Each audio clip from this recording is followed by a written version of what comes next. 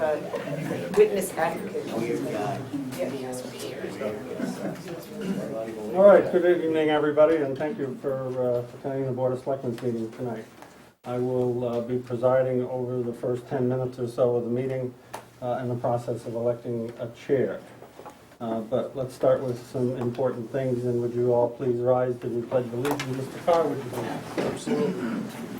Pledge allegiance to the flag of the United States of America and to the republic for which it stands, one nation, under God, indivisible, with liberty and justice for all. Please remain standing. In accordance with President Barack Obama's proclamation regarding honor of the Peace Officers Memorial Day, I would like this board and all of you to join us in honoring them with a moment of silence.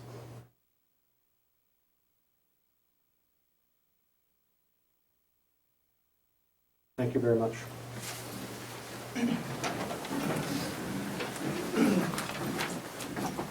Okay, the first order of business tonight, the only item I will be presiding over is the organization or the reorganization of the board. First, I'd like to welcome our new member, Jenna Brownson, to the board.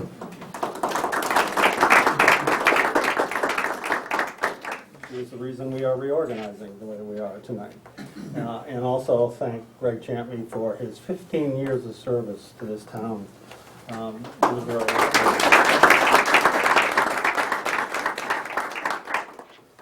We have sort of an odd case tonight because the previous chair was not there. In that case, town policy or the selectmen's policy calls for the senior member of the board to oversee the election process of a chair.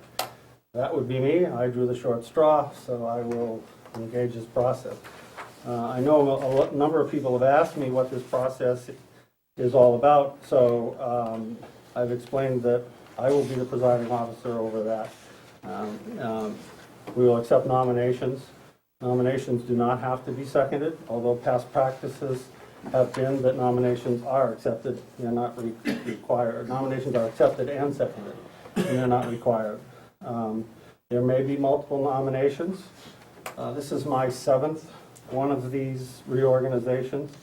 In some cases, when there are multiple nominations, the nominees have taken a moment to speak, and in some cases, public input has been allowed. That is not necessarily my choice to make. I think that's the choice of the board to decide if that is the case. And I think before we do nominations, maybe we as a board should decide whether we want to do all of those things.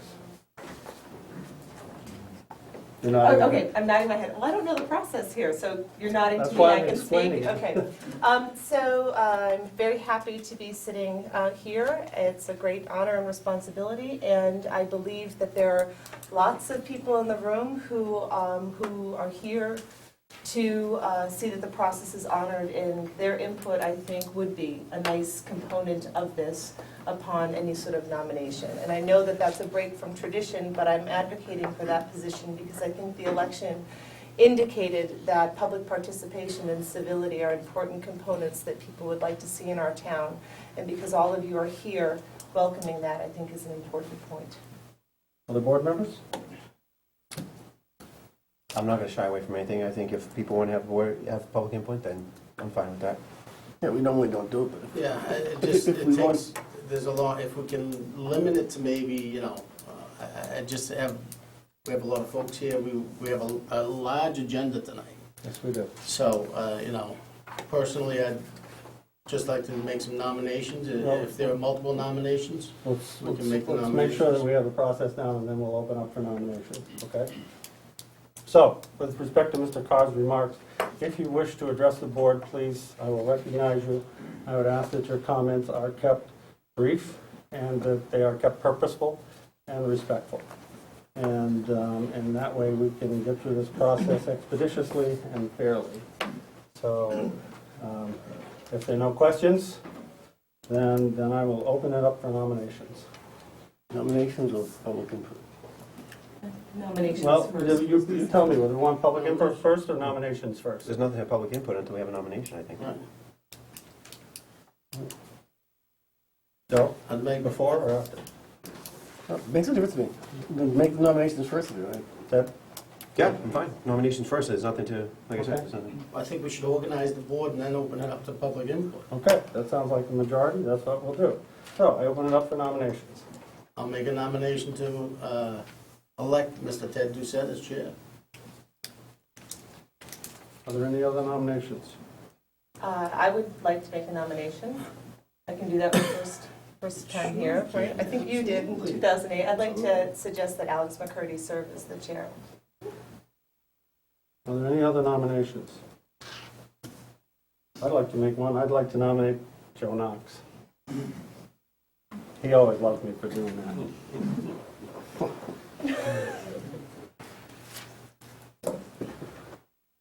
Any other nominations? Okay, then, board members, do you want to hear public input, or do you want to have the each respective nominee say something? Or- The nomination, there's a motion before us, and nominations are before us. I think that if the board members that were nominated would like to talk, let them talk, and then we can make a vote. Would you like to speak? It's an honor to be nominated, and I thank you again, Alex, for doing it. I think it's a very serious post. I think everyone on this board is highly qualified to hold that position, or we wouldn't be here. I think we have to take special steps this year to control things a little bit better. Maybe I'm not using the correct words in that, but we have got our work done. I personally, at this point, I don't really want to be nominated, but I'm there, but I'd look for someone else, so. You can refuse the nomination if you'd like. At this point, I will. Okay. Deb, would you have something you'd like to say? I will accept the nomination. I appreciate the confidence that the board has had in me for the last year as having me as vice chair and for sitting in as chair when necessary. And I thank you for the nomination now. That would leave me. I would accept the nomination under the idea that we have a lot to do over the next year, and that we need to further build the positive reputation of this board, and to refocus a little more on the important issues at hand in front of the town, and bring some civility improvements to the board so that we can set an example for all to follow. And that's all I would have to say.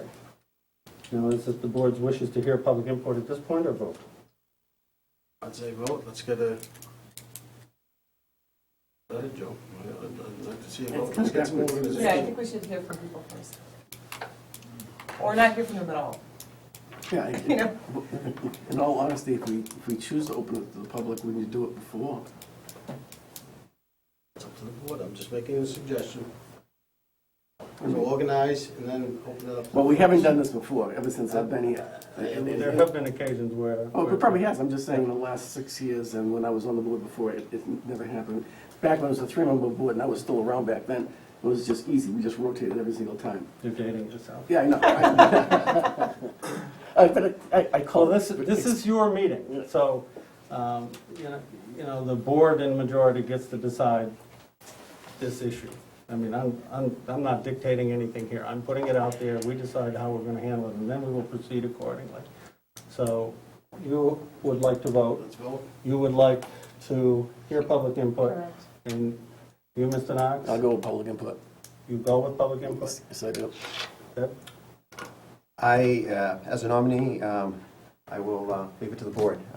But, well, actually, I'll go out there. I mean, I've never wanted to shy away from decisions, so I'll go with public input. I'm not going to... First.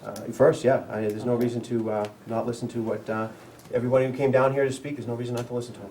Okay, that would constitute a majority, and therefore, if anyone would like to speak on this matter, please raise your hand, please identify yourself. And as I said, the ground rules are that your remarks should be purposeful and respectful, suitable for a selectmen's meeting. So, yes, sir. At Joyce, Tahadawan Road, I'd like to nominate Ted Doucette to be the chair of the committee. Thank you, sir. Anybody else wish to be heard on this? Yes. Megan Ford, Shattuck Street. I also would like Ted Doucette to be the chair. I think that working with him as chair in the Littleton Common Sewer feasibility study, he's a very smart person with a lot of motivation to give to the town, and I'd like to see him continue in that way. Thank you.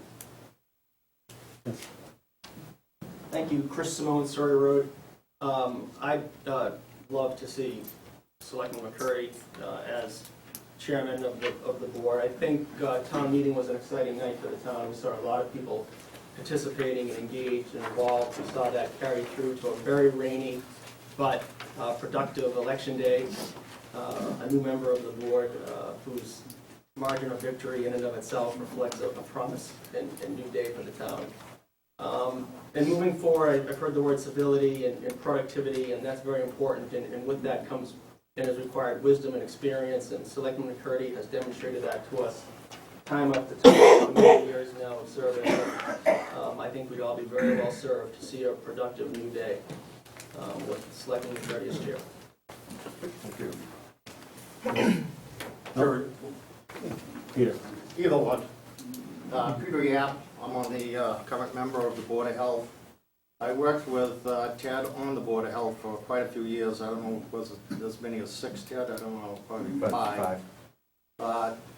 Ted was chairman for 2 years. He did an excellent job. I followed him as chairman. I wished I could have done as good. He's a very smart man. He ran an excellent meeting. He let people speak. I think we were a well-respected board, and I would recommend that Ted be given the opportunity to be the chairman. Thank you. Thank you. Any other comments from the public? All right, in the back first. Richard Crowley. I've worked with Ted Doucette. I know him personally. He has the highest integrity of any person I know, and he is a terrific leader when it comes to preparing for any event or any meeting. He's totally prepared, and I would highly recommend him be the next chair of the Board of Selectmen. Thank you. Thank you. Next here, in the orange shirt. Hi, Steve Poulin. I'd also like to nominate Ted Doucette. I've known him for several years now, and of course, wherever Ted is, politics will always come up. And one of the things that's great about Ted is you ask him a question, what's going on? He gives you the full, kind of both sides of the issue, and he really has never forced his own views upon us. He's explained both sides evenly and kind of went down. He's always been there for questions, to be able to call him up. His military experience, I think, serves him well also with the discipline he brings. And I think he would be very positive and a very organized person to run the board. Okay, thank you. There's a hand up back there. Really here, I'm in Grant Lane. I'd like to echo some of the sentiments that Steve said in support of Ted. I worked with Ted on the Solid Waste Options Committee, and I'm sorry, I'm not very good at public speaking at all. This makes me very nervous. And I just wanted to say that often Ted and I would start off on opposite sides of an issue, and because it was for the good of the town, we would just talk it out. He really respects hearing other opinions, and it presented in a very calm way. We would talk, and eventually kind of come to a very good compromise. I found it very easy to work with Ted, and very satisfying to work with Ted in that way. I also agree, I've had a lot of questions about the sewer, as everybody has. I've gone directly to Ted, asked him a lot of questions, and he's really answered them in complete detail for me, and I really appreciate that as well. Thank you. Okay. Just one, General. I really support Alex for all the work he's done over the years, but I believe by tradition, the chair has gone on rotation to newer members. And I guess either you or Mr. Carr would be in line next based on the traditional role, right? Well, I've only been here for 2 years. I don't know all the traditions, but you know, it's open to anybody. But I appreciate your words. It's sort of been over since 2006 anyway. It's sort of it's been that way and it's been other ways, and it's really at the discretion of the board, and however the board so chooses. Is there anything else? Yes, sir. Yeah, Deanne Pickard, I've known Ted for about 6 years, and he's always been very easy to talk to, and he could give you answers you could understand, and I would vote for him. Okay, thank you. Is there anyone else? Yes, sir. Frank Lovell, Whispering Pine. I've been in contact with over 400 residents, and they seem quite concerned with all the bickering that's been going on in the Board of Selectmen and the disrespect shown to the public. And I'd like to see Alex McCurdy in the chair to try to put a stop to everything that's going on and just have the board get down to what we can do. Thank you, sir. Yes, ma'am, right here. Hi, I'm Katie Caruth, Goldsmith Street. I also am not a big fan of public speaking. But I have to say that I've contacted Ted Doucette outside of the meeting setting, and I've really appreciated his responsiveness, and he's been great. But after watching the last couple of months of how the board functions in this room, I would support Alex McCurdy. Thank you. Anyone else wish to be heard? Okay, then this is a regular vote by majority. Okay, so I was thinking about how we might do this, and seeing that the board's policy calls for the senior member to preside over this process, then I would take the vote by the vote on each candidate by seniority. That means the first vote would be for me, and the second vote would be for Ted. When the majority is achieved, that will be the person elected. Okay, so then I would, oh, and the other practice that I may failed to mention in the beginning is candidates are permitted to vote for themselves. Mr. Knox took himself out of the picture, so I guess I have no choice. So those candidates in favor of Alex McCurdy. Wait, before we vote, hold on. Can I vote twice yes? Or only once yes? One vote. Just one. I have one vote. Well, no, you can vote on each motion. No, it's not a motion. It's not a motion. Oh, it's not a motion? I'm just taking the vote. Five votes I that see. you're All right. dividing across two This is just candidates. Oh, the way okay. it's being All right. done, I like just that. so Can we I go know. twice? I haven't been involved, yeah. That's pretty good. That's the real politician. They want So to vote twice. basically, you're gonna say, so I'm gonna be the last person to vote. Just No, everybody vote. no, I'll call for Call for a vote. I'll call Say for a yes vote. or It'll no. be a voice vote. Okay? All right. So those in favor of electing Alex McCurdy as chair, say so by saying aye. Aye. Aye. And those in favor of electing Ted as chair, Ted Doucette as chair, say, signify by saying aye. Aye. That's 3-2 vote. You are now the chair, and the rest of the election process is yours.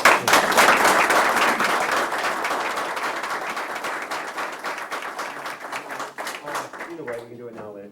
Thank you, if you can just stay for a minute. I appreciate the support of everybody that came down here for both sides, and again, continuing the process of being involved is great. A few weeks ago, I started to put some words down, and I know this is going to sound like a campaign or acceptance speech or something, but I was going to say this before when I asked for comments, but I want it to be just, this is what I think. I'm not saying this for any type of votes, and I'm going to read it. The emotions have me here, so forgive me for reading. It says, I acknowledge that this board has been criticized for unprofessional behavior. Some of it is justified, and much of it is not. Regardless, it's time to turn the page and for the board to lead by example by maintaining a level of decorum fitting for Littleton. The residents and participants also need to live up to the standards that they expect the board to and conduct themselves in a respectful manner toward the board and other residents at meetings.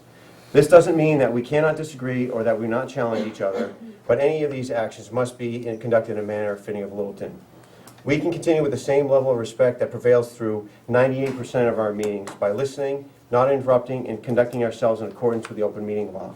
I hope that this board and our audience will set the example for other boards by living up to the standards worthy of Littleton. Thank you for your time, and we can move on.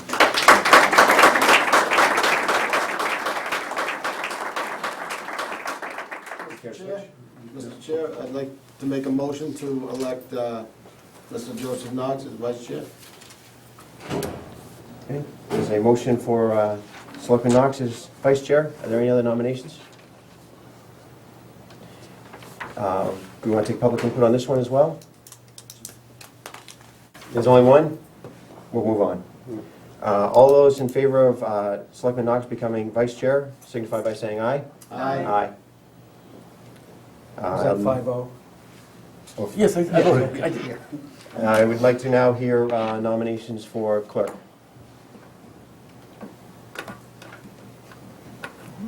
I'll make a nomination then. I would nominate Jim Carr as, for a re-up. You say the pledge well, is that what you're saying? Any other nominations? All those in favor of electing Selectman Carr for a second term as clerk signify by saying aye. Aye. All right. Thank you all.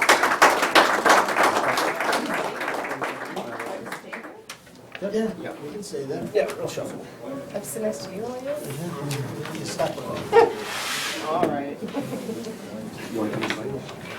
With the vice. Well, it's usually, when I've been here, it's been full. Come on, Joe. Get in the vice chair. Let's go. I'm so comfortable next to the keyboard desk. You've been hiding from the They won't be able to hear the jokes. You won't hear all of my sides. Well, I get dry humor. Yeah. Somebody's keys are on the floor now. That's right. I'll look all over for it later. All right. With that, I will read the agenda for tonight's meeting. 7 o'clock, we had the organization, pledge of allegiance, election of chair, and read mail. At 7:15, we were scheduled for input and updates, public input, member updates. We'll get to that shortly. 7:20, we have police interviews and appointments. At 7:30, annual town board appointments. At 8 o'clock, we have the Mass Works Route 119, 140, I-495, The Point, an update from Sam Park, and a Mass Works Route 119, 145, I-495 interchange safety and capacity improvement project to discuss change orders, or to hear of change orders. 8:20, we have department requests, which include library trustees staffing vacancy review. Fire department needs to hear about the ambulance procurement and staffing vacancy review. The treasurer is here to talk about tax title auctioneer properties. At 8:40, we go to the town administrator and assistant town administrator for finance and budget for our FY 2012 financial audit update. We're going to talk about the May 6, 2013 annual special town meetings with a recap and a follow-up. We'll have a CPA grant agreement for the First Baptist Church for the property. And we will start to discuss the goal-setting process. At 8:55, we're scheduled for other business, which includes the consent agenda, minutes approval, and at 9 p.m. we're scheduled for executive session for collective bargaining strategy. With that, I will turn it over to Keith. Mr. Chairman, just a couple of items in the mail packet for tonight. One is a notice of a joint meeting that the Board of Selectmen is holding on Thursday night with the Planning Board. It's also posted as a joint meeting with the Agricultural Commission for the kickoff of the public planning exercise, for which we're bringing back MAPC land use planner Mark Rassikoff to lead us in a public planning process. Mark led us a few years ago on the rezoning for Littleton Common. This time he's been invited back to work with us initially on such things as the extensive recreation bylaw, other strategies for helping to preserve the open vistas along 2A and 119 and in preserving agricultural land. So that kicks off at the police station community room at Thursday night, 7 o'clock. It'll be our first live meeting at that location, now that we have all the equipment invested in our cable system. Can we go live now? We can go live from that location. So nice big table for a joint meeting of several boards. There's room at the table for everybody, and everyone's welcome.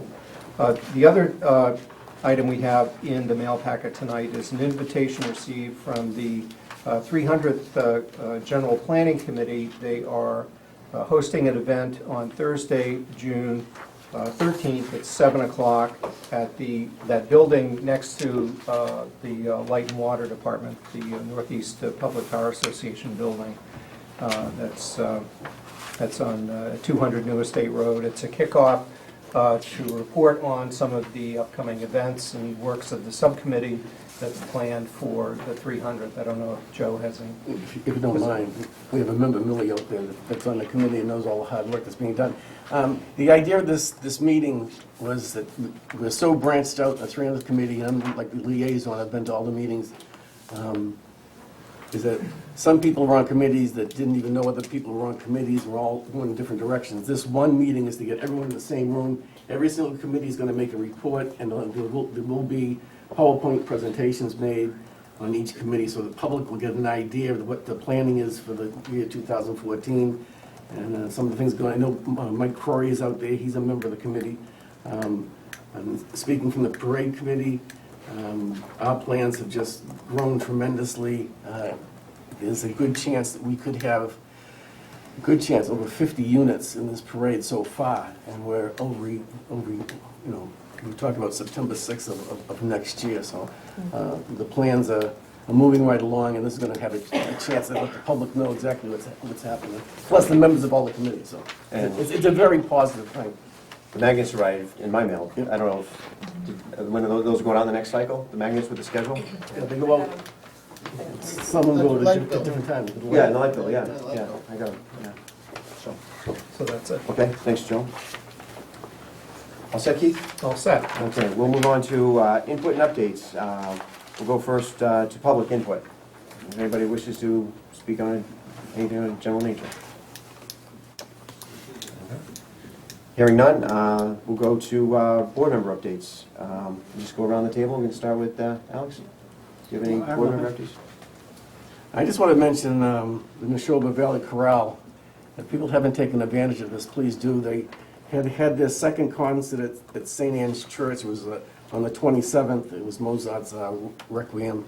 I'm a novice of this. While the music's being played, I have the book open trying to figure out what's going on. For me, it's brand new, but it's right here in town with the Indian Arts Orchestra playing in the Neshoba Corral, and then you had specialists that also sang. It was quite an event, and they're offering a summer now, but they plan on doing the same type of thing next year. So I think people should take advantage. Although the church was pretty well filled at that night, and hopefully you take a chance to go down and see it.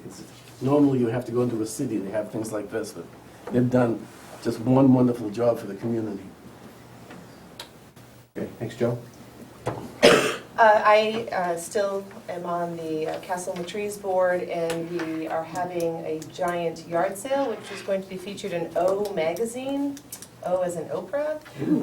On June 1st at the Abbott School in Westford, there's an all-day community declutter for a cause. That cause being to build a playground new section for the little kids at the Castle in the Trees in honor of the 10-month-old baby who drowned on Harvard Road last July.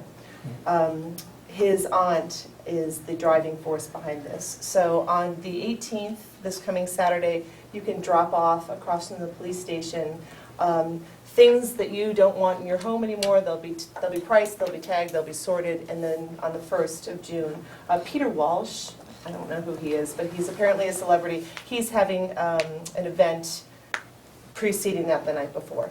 I guess he's a famous organizer guy. And he will be at the all-day yard sale as well. So you can go to the Castle in the Trees, castleinthetrees.org to read more about this really great way of raising money in honor of a very sad event in Littleton. What time is the drop-off? 9 to 2. Okay. Thank you. Selectman Carr. Just like to congratulate Fire Chief, is he still here? Oh, there he is. Great job Saturday with the spaghetti dinner. Once again, well received, and food was good too. So nice job. I have a few things. I'd like to congratulate Ava Whirling. She's a first grader at Shaker Lane, and she held a lemonade stand outside of soccer practice one day, and she raised $450 that's going to go to the Boston Fund. So I would like to congratulate Ava. I'm going to do that next. You're going to do that next? Wow, good Um, for her. That's a lot of money. Also, on Friday, May 17th, at the Russell Street School, there's going to be the Relay for Life.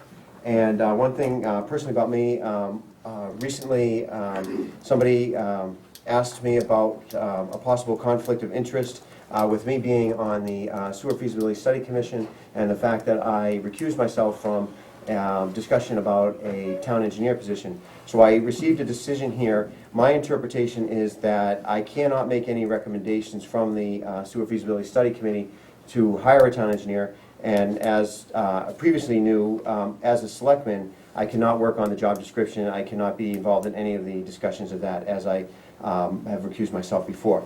I just got this, I think it was on Friday. I don't understand it completely, and I want my reading of it interpreted. So Keith, is this something that, as a public official, I can have a town council look at, or do I need to hire an attorney to No, review this? every town board member is entitled to have access to town council on matters pertaining to the conflict of interest law. Okay. So it is stamped confidential, but for the record, I am releasing it, and I will be sharing it with the with town council. Thank you. I guess we'll move on now to police interviews. Chief Kelly. Thank you, Mr. Chairman. I appreciate you entertaining us this evening. Very excited to give you the opportunity as our new chair to hire a police officer and Mrs. Brownson to appoint an individual to one of the most important positions in this community, I think, as a citizen standing before you. I would ask that you allow Deputy Chief King to make the presentation to the board. Certainly. Thank you.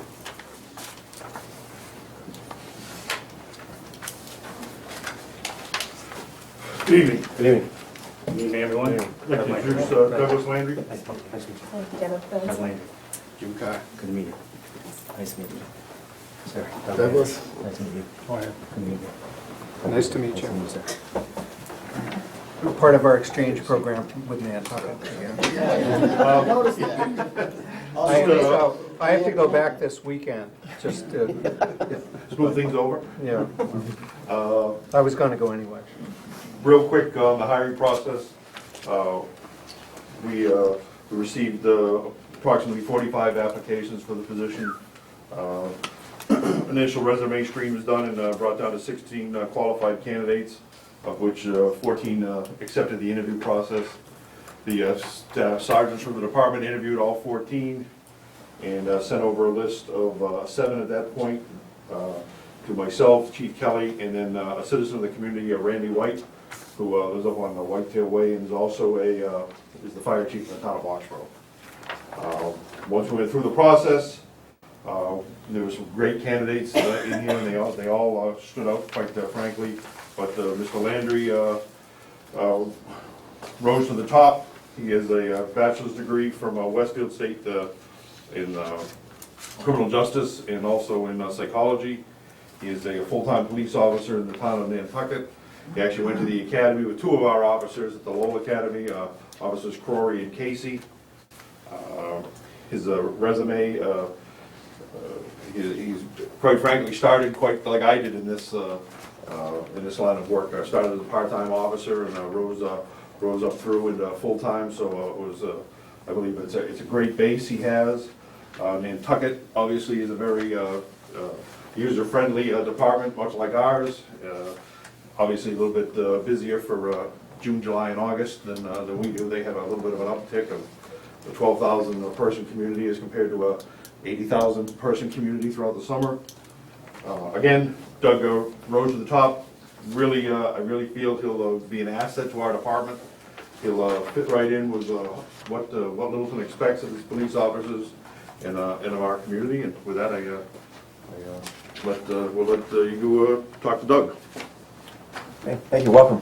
Thank you. I think you can sit. Yeah. We'll just go around the board. Sam, Alex, just if you'd like to start. Sure, thank you for applying and going through this process.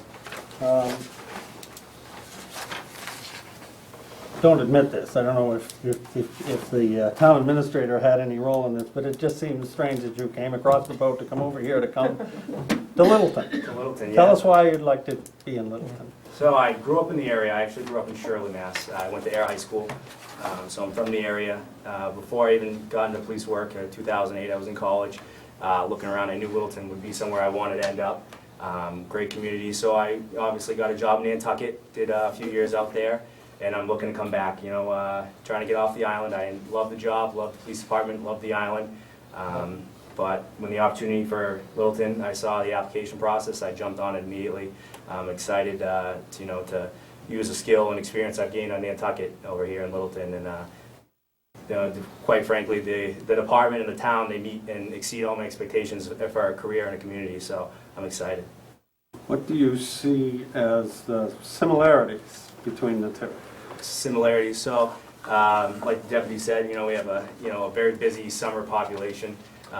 You know, the population grows, we have all kinds of events, so we have a very community-based police department on Nantucket. I was part of the motorcycle unit for a while, so, you know, getting out in the streets, being able to talk to all the community, you know, same thing when I drive around Littleton, you know, I see a lot of people out and about, you know, so I'm going to love being, you know, that community policing aspect. The similarities, you know, the job, we have a similar amount of guys on the department. We have a summer program where we bring in police officers annually each year. Same thing, I love the fact that Littleton has their cadet program and their junior police academies and things like that. So, you know, I'm excited. I'm really into training, whether I'm taking the classes myself or instructing. So anything I get involved with those, as I've been doing on Nantucket, I'm excited for it. Thank you. One quick note, his roommate in college was a Littleton resident also. Oh, okay. Mr. Ledger. Yeah. Hi, Joe. I looked over your resume. It's very impressive, all the different things you've done and all the education you had. Not too often do you find someone with a double major. And then, even on the honors and the organizations, you involve yourself in an awful lot of things in the community, which is I admire. I did notice here, too, that you are on the athletics honor roll for 4 years. So I like that part, too. So, I'll pass on. Yeah, Okay. Thank you, sir. Jenna? That's good to me. I did my extensive background talking to Mr. Ledger, so I got all the dirt from college, but it all came through nice and clean. You know, I know, as Mr. Knox said, your involvement is really impressive, you know, and that shows your dedication and your commitment, so I think you'll be a good fit here too, so Thanks, we sir. appreciate you applying, and I know the gentleman, the chief and the deputy, they've been through this, and this is their first rodeo, so when they bring candidates before us, I know they've done a good job in picking the best one. Thank you, sir. You got it. I'll stick to my usual line. You start at 45, you come down to 1. Who am I to question the process and to question our deputy chief and our chief of police? So I think it's an impressive resume, and I wish you the best of luck. Thank you, sir. Ready for a motion there, Mr. Chair? Yes, sir. Move that the Board of Selectmen vote to appoint Douglas Landry of Nantucket, Mass. as a full-time patrolman with the Littleton Police Department. Second that one. Been moved and seconded. All those in favor signify by saying aye. Aye. Congratulations.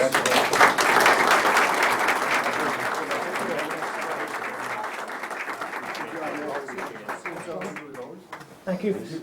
Thank you very much. Thank you. Congratulations. Thank you. Thank you very much. Appreciate it. Thanks, man. Just one quick note before we leave too, I just want to remind you all, tomorrow Tim Bemis is retiring from the department.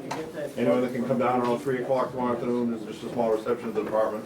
He's the first one to retire off the, actually make it all the way off the desk and to retire from the department in that position. What happened to the rest of them? That's the first one? Well, I'm left and just gone others, or left the career, or, so, it is tomorrow at 3, and please come down.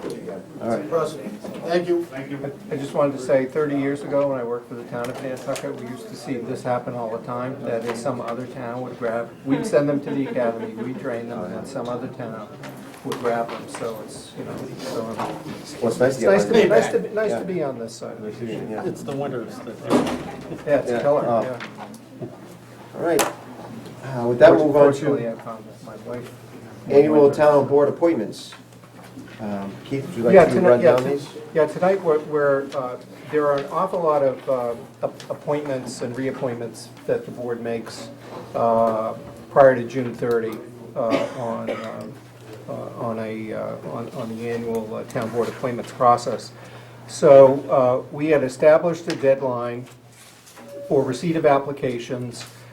We had invited various town boards to give us their recommendations on who to, if they had any, on who they'd recommend be appointed. And what we have tonight, and frankly, we had to divide it up across a couple of meetings, so that for what we think will be your next regular meeting on June 10th, if you adopt that schedule, we will have ready for that night Agricultural Commission, Clean Lakes Committee, Committee on Disabilities, Conservation Commission, Cultural Council, Historical Commission, the Sewer Study Committee, and the Open Space Committee. So we're not asking that you make appointments to those tonight. However, what we do have is for the Community Preservation Committee, Council on Aging, Personnel Board, Zoning Board of Appeals, and the LCTV Advisory Committee. We do have all the applications that are in, and I believe the number of applications equals the number of appointments. And in most cases, it's reappointments, with the exception that LCTV we're actually appointing for the first time. It was the Cable Advisory Committee. We're now replacing it with the LCTV Advisory Committee, and you're actually going to appoint for the first time to staggered terms, some number for 3 years, some for 2, some for 1. So we'll have a So what a new- dictates a who new gets what committee. term? Eeny, meeny, miny, mo. We can Well, ask, not down here either, you can right? ask Mo when he gets up. I guess. Yeah. But some of the, I'll say that some of the applicants, including some for reappointment, were not able to be here tonight. For example, Mitt Wanzer, who's chair of the Community Preservation Committee, is the only, has reapplied, is the only applicant we got, was not able to be here. And we've got a few other folks like that who weren't. The board has not always interviewed the application. Sometimes you have, sometimes you haven't. So it's, if you wanted to proceed with making this set of appointments tonight, you could. If you wanted to invite people in, you could do that as well. I mean, like a Mitt Wanzer, you know, he's very well dedicated. I think the entire board knows him. I wouldn't have an issue with appointing him without, you know, talking. He sent the email out saying that, you know, he was ready, willing, and able. Okay. Ready? Yep. All right. I'll move that the Board of Selectmen vote to appoint Mitt Wanzer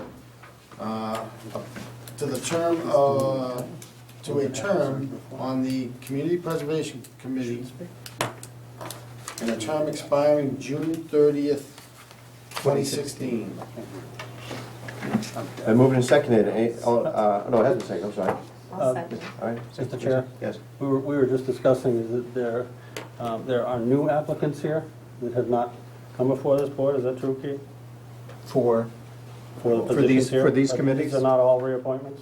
I think we have. They're all reappointed. You have an equal number of applications. We can we can go through them one by one to see if you've got new. My point, Mr. Chair, is that if there are people who are new, perhaps they would like to address the board. Sure. But that doesn't pertain to this one. No, Right. it's not. This is Okay. it. Then moved and seconded to appoint Mitch Wanzer to a term on the Community Preservation Committee. All those in favor signify by saying aye. Aye. Okay. So Next, Council on Aging, Louise, Mary Dugan, and Mary Catalano. I don't think any of them are here. We did receive a letter late this afternoon, which you have in front of you when you sat down, from the Council on Aging, who met earlier today. They're sort of a daytime meeting group, and that they voted to recommend that those three be reappointed. There's a motion there, Mr. Chair? Please. All right, move that the Board of Selectmen appoint. Heidi's bad tonight. Louise. Mary Dugan, Louise Curley, and Mary Catalino to the Council on Aging for a term expiring June 30th, 2016. Second. All those in favor signify by saying aye. Aye. Aye. Okay. Next, Personnel Board, we have Don Smith, who is here with us in person and is applied for reappointment. And he's been our citizen member with a professional background. Don Smith, you want to speak? Yeah, sure. Yeah, Mr. Smith, would you like to speak for your reappointment? Well, first of all, I want to thank the board for the reappointment. This is the third board that I've served on in the town. 2 terms as a selectman, 2 years as chair, a term on the Conservation Commission, and this will be my 3rd term on the Personnel Board. We conduct ourselves in the best interest of the town, for the best benefit of the town citizens, and we hope that we set an example for other town boards. Okay. It's definitely one of the most important boards that works behind the scenes and is not well known. Yeah. Not glorious work. Yeah. Thank you. Another board that meets during the day. Yeah. Okay. On a roll, you want me to go? Yep, go ahead. Selectmen vote to appoint Don Smith on the Personnel Committee, Personnel Board for the term expiring June 30, 2016. Second. It's been moved and seconded. All those in favor signify by saying aye. Aye. Thank you. Skip right over LCTV there, Mr. Chair. Yeah, well, that's in the second motion. Yeah, Yeah. very tough on you. So is ZBA now. Yeah, we have 2 regular members and 3 alternate members of the ZBA, and we have the chair, who is here as well, and is one of those seeking reappointment. Evening. Evening. Welcome to your newest board member. We look forward to having a lighter touch on the board. We've enjoyed serving, all of the board members on the ZBA have enjoyed serving. It's a nice board with a great deal of diversity. Our alternates are all very important for the input they bring. All of us are professionals in sort of varying capacities, so the balance is very nice when there's a discussion. Ready? Yeah, sure. Move that the Board of Selectmen vote to appoint Cheryl Gould, Bill Farnsworth, Rod Stewart, Alan Bell, and Mark Saucier to the ZBA. We have 2 full-time members, terms expiring. Who are the 2 full? Sherry and Bill are the Sherry full and Bill. members, Rod, Mark, and Okay. Alan are the alternates. So we will appoint 2 full-time members, Sherry Gould and Bill Farnsworth, for the terms expiring June 30, 2016. And 3 alternates, Rod Stewart, Alan Bell, and Mark Saucier, with terms also expiring June 30, 2016. Second. Great, I'd like to wrap them all up in one motion. Thank you. It's been moved and seconded to make the appointments to the Zoning Board of Appeals. All those in favor signify by saying aye. Aye.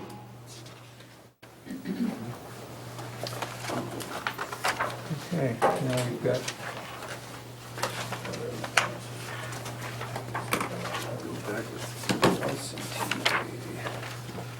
So do we have all the LCTV folks? 7 applicants. How many are here tonight? There's 4 of us here. Okay. So But do we, everybody applied. so- And it's all of the current members of the Cable Advisory Committee. Those 7 are applying for the 7 positions that are open on the new LCTV advisory committee. So let's break down the terms. All right. You got 3 members that'll have 3-year term, 2 members with 2-year term, and 2 members with 1-year term. The 3-year terms is Alan Hoff.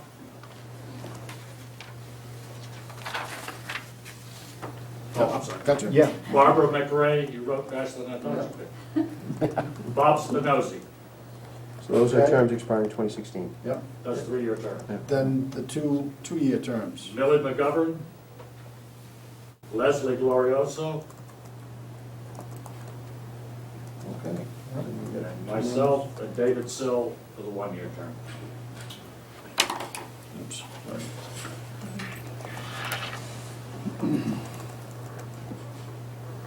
Yeah, ready for All motion? right, here we go. Move that the Board of Selectmen vote to appoint members of the LCTV Advisory Committee as follows. Alan Hoff, Barbara McCray, and Robert Spinozzi to 3-year terms expiring June 30, 2016. 2 members, Alan Hoff and Barbara McCray to, No, Millie, Millie McGovern and Leslie Glorioso to 2-year terms expiring June 30th, 2015. And 2 members, Alan McCray and David Sill, with 1-year terms expiring June 30, 2014. Second. It's been moved and seconded for the Littleton Community Television Advisory Committee nominations. All those in favor signify by saying aye. Aye. You're doing a great job. It's one of the Very good. best things Alex ever did was I was nominate me expecting back to up see there. a graphic on TV with like fireworks or something. You know, Maybe in the replay. Does anybody, I didn't give anybody the opportunity to speak at that point. Does anyone want to say anything about the appointments or the progress? Well, we thank you very much for the appointments. We're thrilled about the progress of the LCTV. One of the things, I've been chairman for 20-some odd years, and I'm kind of wanting to back off a little bit. But the one thing that, are the things that we had visioned for this TV station has finally come to fruition. We've got it totally renovated, all new equipment. We planned on this, we put money away. We have an endowment, not as big as Harvard, but we have an endowment to keep it going if we have a lean year. So we're all thrilled, and thank you very much for your belief in us in the past and for the reappointment.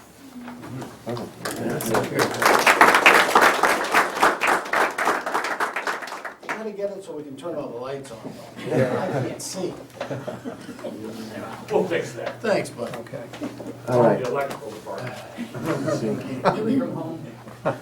So we were going to push the Clean Lakes and those on? Yeah, and so we just, whether you don't need to vote it, but we'll so note in the record that those remaining boards that I had mentioned earlier will be taken up at the board's next regular meeting. Okay. Thank you. Thanks all. Thank you. 8 o'clock, this is a popular item, so I'd like to hold off until 8 o'clock. I know some people are going to be very anxious to hear. So I don't know if we want to get down to some other business. We can jump down to at least the minutes, I think. Minutes approval? Do the staffing review for the library technician. Yeah. Are they here? Is the library here yet? They may not be here until you point it out. Yeah, I hesitate to take it. So we have, I believe, 2 sets of minutes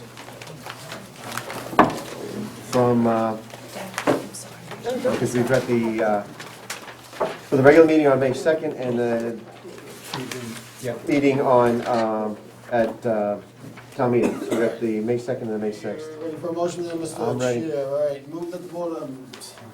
I'll move that the board accept the minutes for the Board of Selectmen meeting Thursday, May 2nd, 2013. Second. Moved and seconded to approve the minutes of Thursday, May 7th. All those in favor signify by saying aye. Aye. All Mr. right. Chair, I'd like to make a motion to approve the minutes for the Board of Selectmen meeting for Monday, May 6, 2013. Second. All those in favor signify by saying aye. Aye. Aye. All right, thank you. Do you want to look at the meeting schedule? Is that what you pulled up? Yeah, that's like, Okay. it might be, we might make better choices now Early than on? at Early on. an hour and a half from now, so. Yeah, thank you for preparing that. I apologize for asking for it before I looked at my packet. Yeah, it's been the board's practice to adopt a meeting schedule periodically. We don't have a standing one like the second and fourth Mondays of the month, but we sort of take a look seasonally at the calendar. And just looking ahead, I should first mention the only other meeting we have in May that's scheduled thus far is this Thursday, May 16th at 7 o'clock, jointly with the Planning Board and AgCom, and that's at the police station, as I mentioned earlier. So this schedule proposes 2 meetings a month for June, July, August, and September, and I tried to pick dates that avoided holidays, number one, selfishly avoided when I'm going to be on vacation and not able to do your agenda. No message on my machine. So, and I also checked, there are no Monday night Patriots games. Right on. Good Until, job. there's only one.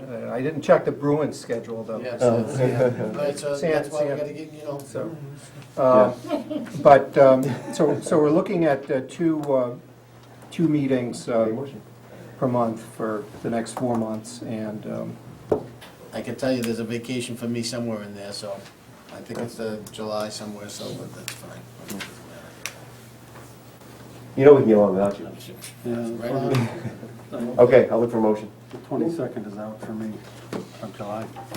Move that the Board of Selectmen vote to schedule the following Board of Selectmen's regular meetings for the dates indicated at 7 PM, room 103, Shattuck Street Building, June 10, 24, 2013, regular meetings. July 8, 22, 2013, regular meetings, August 12th and 19, 2013, regular meetings, September 16 and 30, 2013. Second. Been moved and seconded to set the selectmen's meeting schedule. All those in favor signify by saying aye. Aye. Probably do the CPA grant too, huh? Pretty easy one. yeah, I'm not sure if Charlie Ellis was coming tonight. He did sign the grant agreement, though, and so if you would like to take up that. That's fine by me. That matter. Yep. This is under old business that a couple of years ago, town meeting approved $25,700 for a community preservation funded project for repairs to the Baptist Church clock tower. The snag that we reached was sort of the inability to agree on what the right form of an agreement should be with the church. Typically, communities have used deed restrictions, historic preservation deed restrictions for historic preservation projects. The problem is it's such a small amount of money that it really seemed like overkill. And further, there's nothing in the Community Preservation Act which requires you to have a deed restriction for a project. And it's only $25,000. If we were talking about $250,000 for historic preservation, then we would want to see a deed restriction. We'd want to see a forever deed restriction. For the smaller amount of money, though, it did not seem reasonable, and we did a lot of checking about this, and it didn't seem reasonable to enter into a deed restriction for historic preservation, which had all sorts of additional costs far exceeding the value of the grant that the property would have been subject to.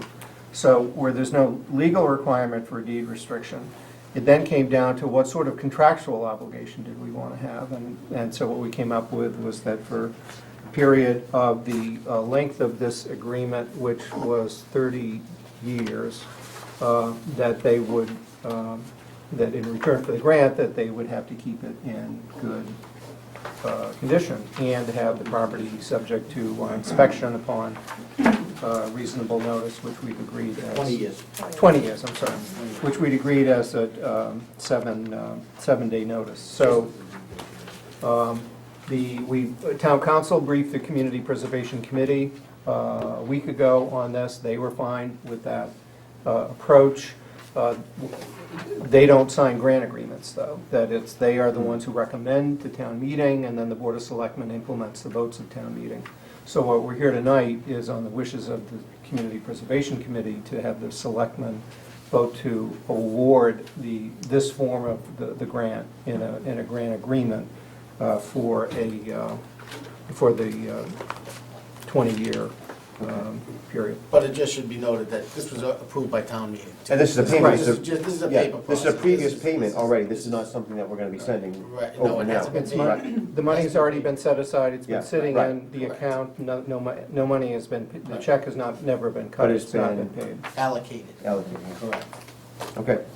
Can I Any ask a quick discussion? question? Sure. Yeah. When will the work begin? Does anyone know? As soon as they can schedule the work, I know that they, they had just missed the cycle that, I mean, it's a very specialized vendor that does the work, and they just missed having him, but as soon as they get this commitment from us, they can reschedule it. And the hope is in the next, few months. Okay. And the intention is that the bells will be ringing? And the clock is working? Yes, Yeah. indeed, yeah. In perpetuity for 20 years, right? The only thing that I would point out is that the signature needs to be changed on the second page. Thank you, Erin. And so it shall be. And I'm Ready there, Mr. Chair? I'm ready. Move that the Board of Selectmen vote to execute and access let me start that over. Access and maintenance. Yes. agreement, Move that the Board of Selectmen vote to execute an access and maintenance agreement with First Baptist Church of Littleton for the payment by the town of $25,700 for the Baptist Church Clock Tower project authorized by Article 9 of the May 2nd, 2011 Annual Town Meeting. Second. Okay, the moved and seconded. All those in favor signify by saying aye. Aye. Opposed?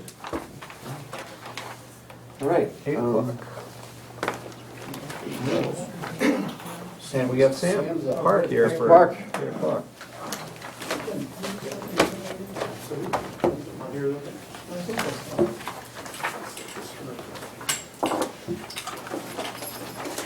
Hi, no, we haven't. Hi, Jenna Brownson. Jenna, nice to Good meet to meet you. you, Mr. Brown. Sam, how are you? Thank you.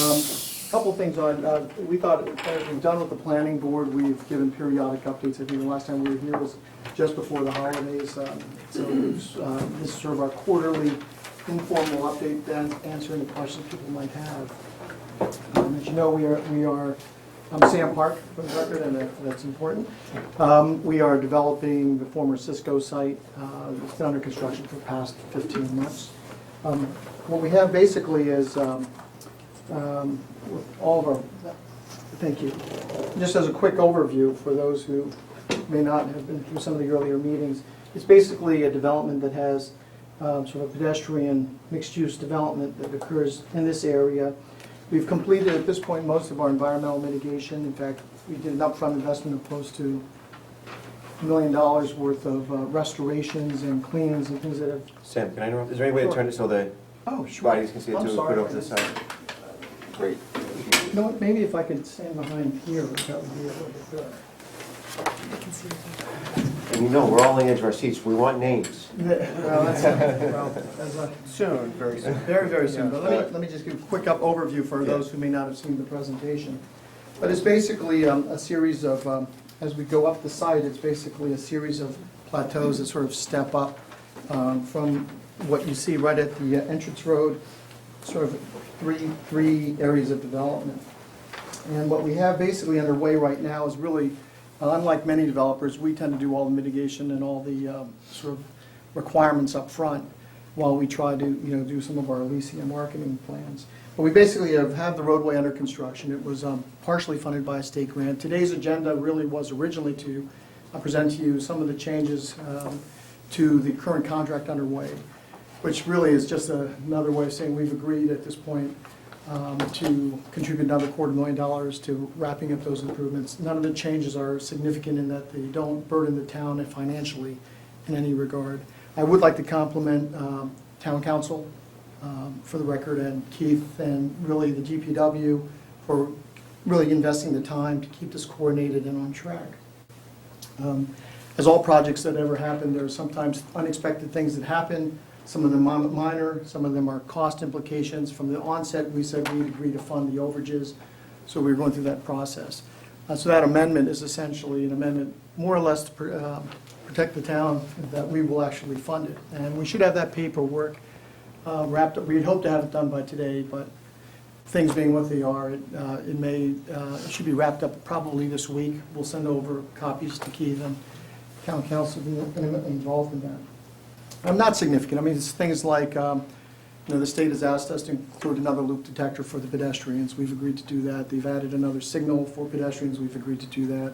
They've extended some of the paving and some of the overlays, so we're doing that as well. Total magnitude is roughly about, plus or minus $200,000 worth of what you could call change orders to in-scope, and some additional enhancements that we'll either fund directly or fund through this contract. And we had hoped to be able to work, since you're not meeting again until June 10th, we had hoped to be able to work out Yeah. all of those specifics tonight.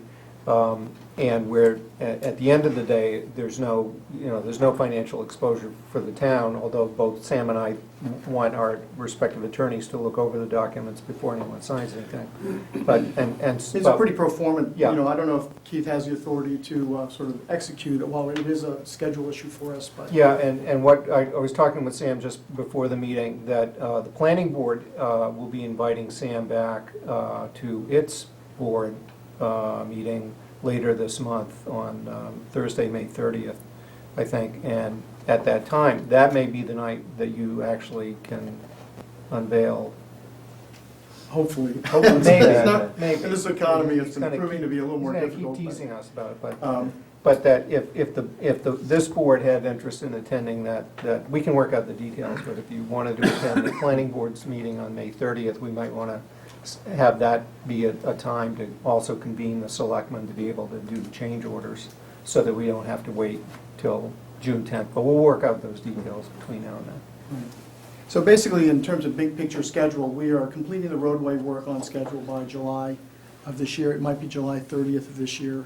It's gone, it may seem like it takes a long time, but in relative to state highway terms, this is rather a breakneck pace schedule for state highway improvements. I would like to say, Jim and Bonnie and everyone helping to administer the contract have been very helpful. Both, since they're local, they see if things aren't going right, they flag them, so it's beneficial to us. And they've been very good about it and very responsive to both our contractors and CMs and what have you. So thank you, Jim.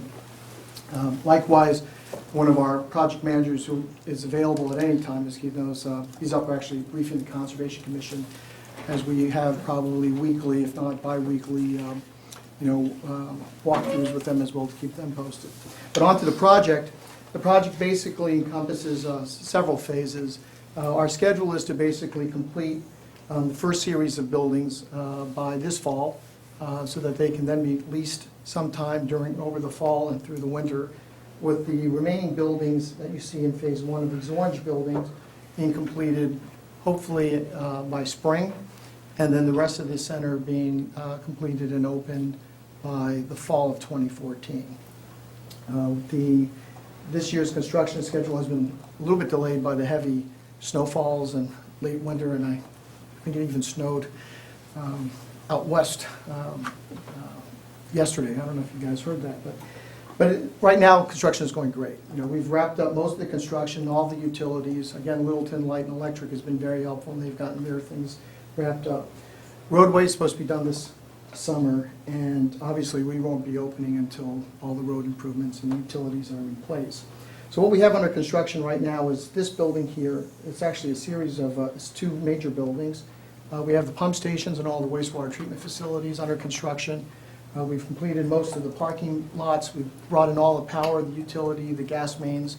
Those are all, oh, hi, Bonnie, I'm sorry, I didn't see you, right? And what have you. So with that said, it's basically, in general terms, a phase one and then a phase two. And just to give you a flavor of what we are presenting next week at ICSC, which is in the retail world, which is the deal-making conference, unfortunately in Las Vegas, which I hate. We'll be presenting the whole overall mixed-use plan and trying to lock up some of the tenants. Really, what started now becomes a real public marketing effort where things will be, you'll start seeing stuff in the press, you'll start seeing, up till now it's been all infrastructure construction, so it's a little bit hard to be ahead of ourselves. But it's really and for those, I'll just step out of the way. Most of the buildings have been, this is sort of an aerial view that you will never see unless you're hang gliding. But it kind of gives you an idea of how the site changes. There's a 60-foot grade change in our site that we've tried to build into. We've opted against a flat strip mall where you have, just one, open expanse. And we've actually broken it up into, I know many of you may have already seen a lot of this, but we've broken up a lot of the parking so it feels a little bit more enclosed and a little bit more pedestrian friendly, and basically the walking environment and little trails and amenity spaces that would sort of wind through the complex. Beginning with the image that we're trying to set, is basically gables and roofs, and for the small, there's basically two elements. There are the major, more techie-looking buildings, which are supposed to be, our brand for this is where history meets technology, trying to underscore the fact that we've tried to brand I-495 as the think belt, because it is. It's where, if you look at the demographics, it's where, over 82, major Fortune 500 type technology companies are now headquartered or located. To the village scale of, more historic to Littleton. And I know we spent a lot of time with the planning board sort of perfecting the combination of those designs, but the idea is to create something that has, a very warm pedestrian scale amenities. We've tried to break even the taller buildings down into smaller scales. Lots of street trees, brick bands on sidewalks, things like that. So this picture here is essentially the main gate to what we call the pedestrian area, feeding into it. As you get to, now the great thing about this site is although it's a challenge dealing with 60 feet of grade change from the lower to the higher, what it's allowed us to do is actually minimize the amount of building massing by stacking some of the uses. So as you go up the plateaus, for example, this building is a two-story. One story is accessed from the lower parking lot. The second story is accessed from the second parking lot. And so that allows us to create kind of an interesting retail environment. And that might look something like this. Well, actually not, since it's now under design and being bid. It will look like this.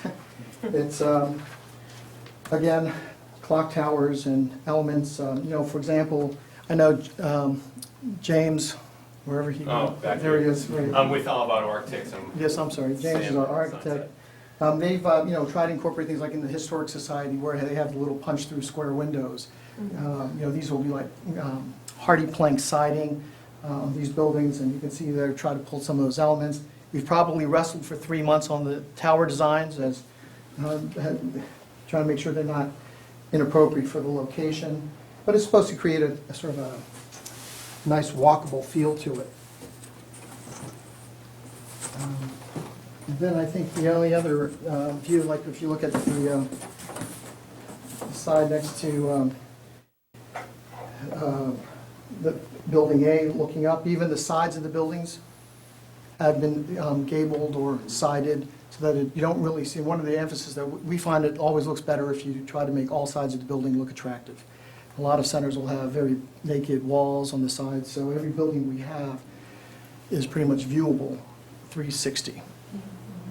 Not cheap, so that's a little bit of the economic challenge that we face with some of the economics that we're still wrestling through. Now, I know everyone is eager to hear about leasing. As hope you can appreciate, we're obviously under confidentiality agreements until we have signed deals, but I can tell you the types of tenants that have approached us and where we are with general mixes. We have 2 cinemas that have expressed interest in coming to the site. We're still a little bit apart on economics.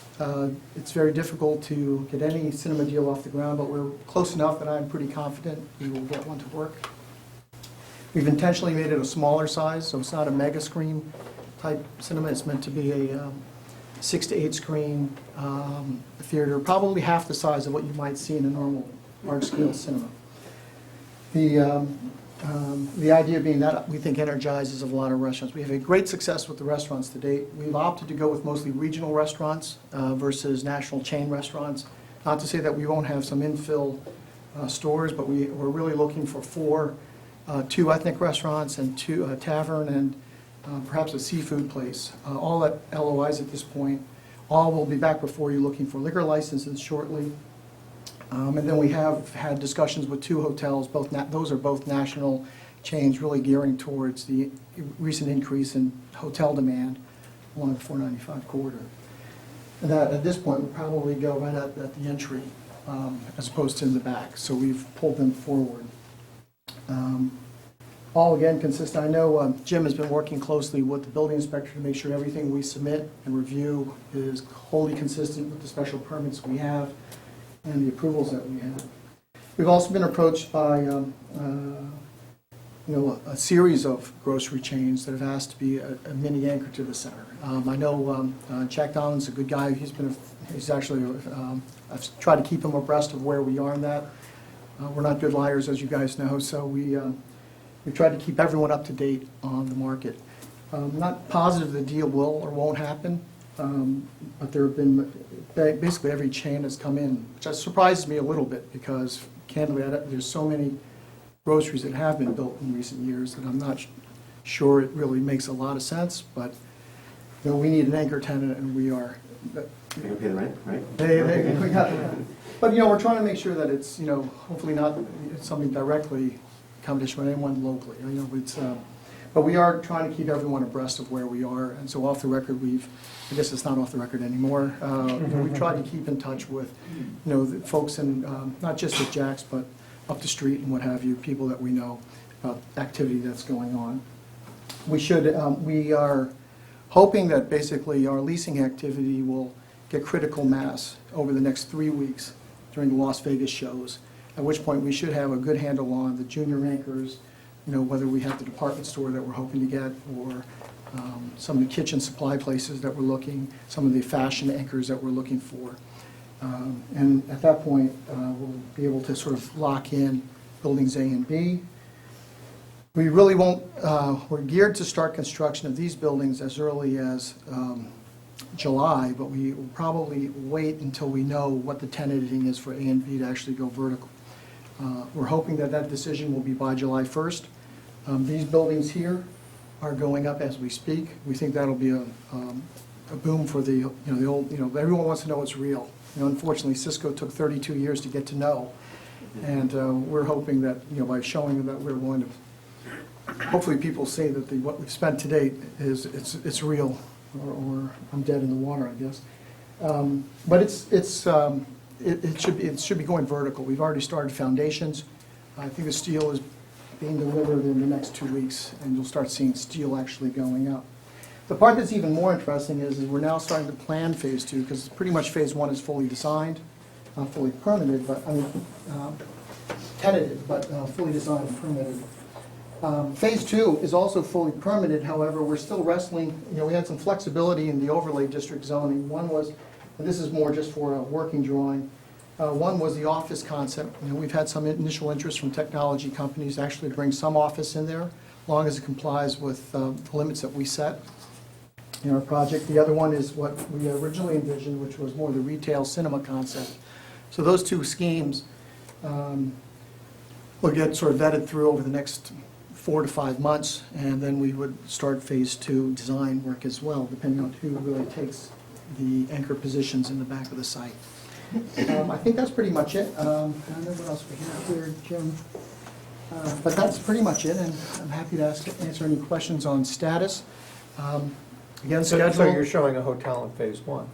It is looking more and more likely. It may take them a little longer. Wow, message received. It should be. It's hoping on partly the room tax money sooner rather than later. So. It's partly because the jobs have been growing in the 495 think belt, and the limited supply of quality hotels.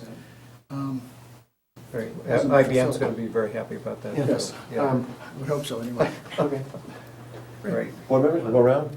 Anybody have any questions, comments? I just had one. So you're saying July start to go vertical, Sam? We're actually, we've ordered the steel for the first set of buildings. The foundations are in. They take about 30 days, I think, to cure. Yep, correct. Yeah. You should be seeing steel up there actually by starting to go up as early as next month. So based on decisions on tenants, when do you think someone's going to start moving in? We should have the shells completed sometime in the fall. So I would think the tenants will start moving in, sometime between November and February. Very few tenants like to open in December because it's the holiday, and even more hate to open in January because of the returns. Buy it somewhere else, bring it back with a little. Yeah. Never close after you sell the product, I guess. But then our timing really is to really gear for a soft opening in the fall, and a sort of a real formal opening with more of the shops built in the spring. So. That's just for phase one. That's just for, phase one is a lion's share, majority of it. The cinema is probably, 6 to 9 months following that, Okay. and the remaining retail is pretty quick. So you're looking, I remember you saying sometime early 2015, you're gonna be Done, done. yes. Okay. Except we are So you're building still our on- own, so it's, Yeah, you're still on track with that. we are still on track with that. Okay. And most of the road improvement signals and all that equipment has been ordered. One thing I would like to share with you, because I think this is kind of draft stuff, but it's something that we haven't shared with the planning board. And it's probably neat. We are now, since we are done with knowing where the massing of the buildings are, that we've hired Halverson, which is a world premier landscape firm, to really help us with the site amenities. And one of the things, and I can just sort of pass this around, it's someone shows kind of the level of landscaping that we plan on integrating, since we're kind of keeping through there. I'll do a twofer. Yeah. And there's only one set, so That's fine. glance and run through it. The other thing that's kind of neat is we're also looking at, we've come up with this great idea that we're trying to create a very special place, so the lighting will be very important to us. And one of the concepts that we're exploring, although we don't know quite yet how feasible it is at this scale, is, one of the things I noticed when I was out there one night is that there are an enormous amount of fireflies and the environment.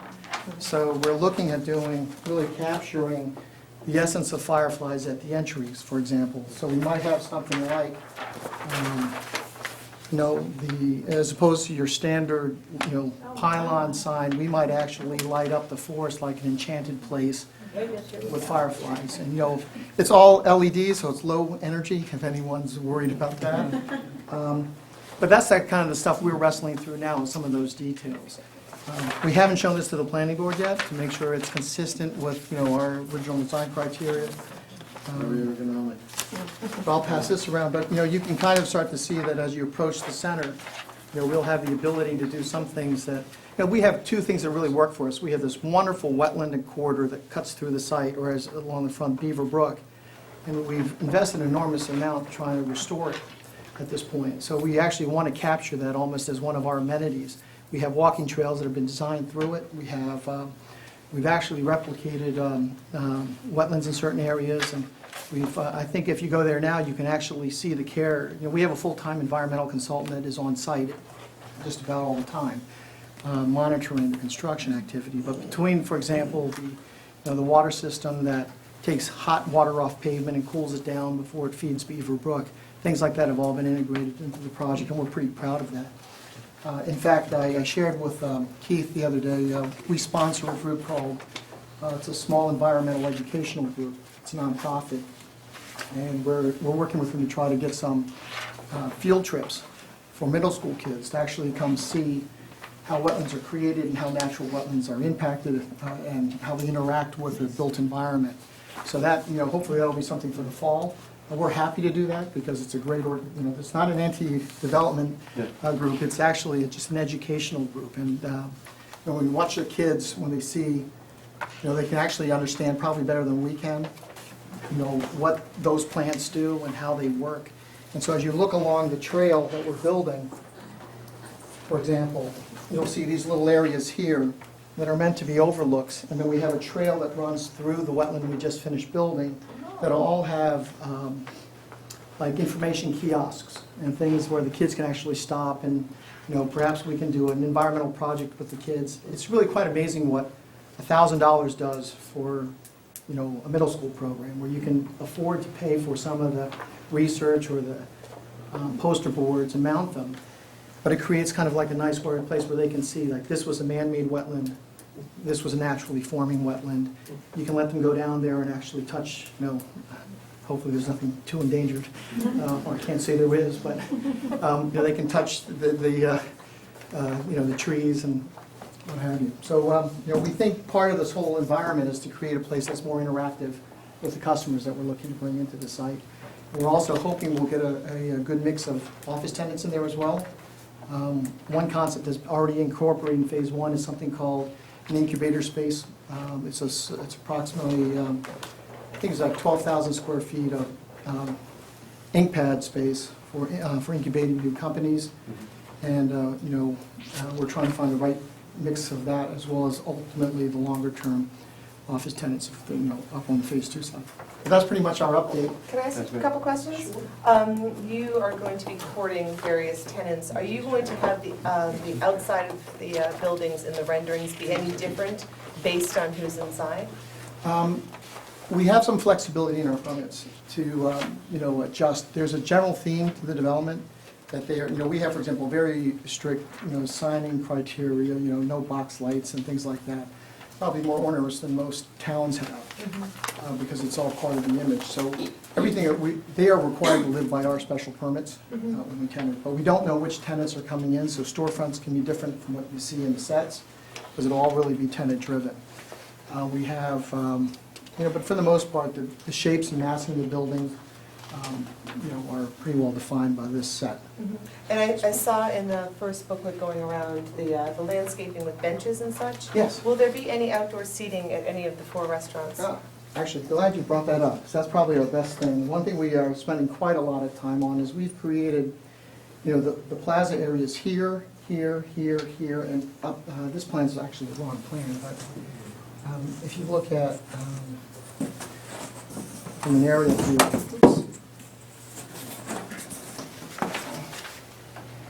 there's some really neat little nodes that we call pedestrian nodes that we're creating that will have, we envision like giant chess pieces in the middle of the sidewalks.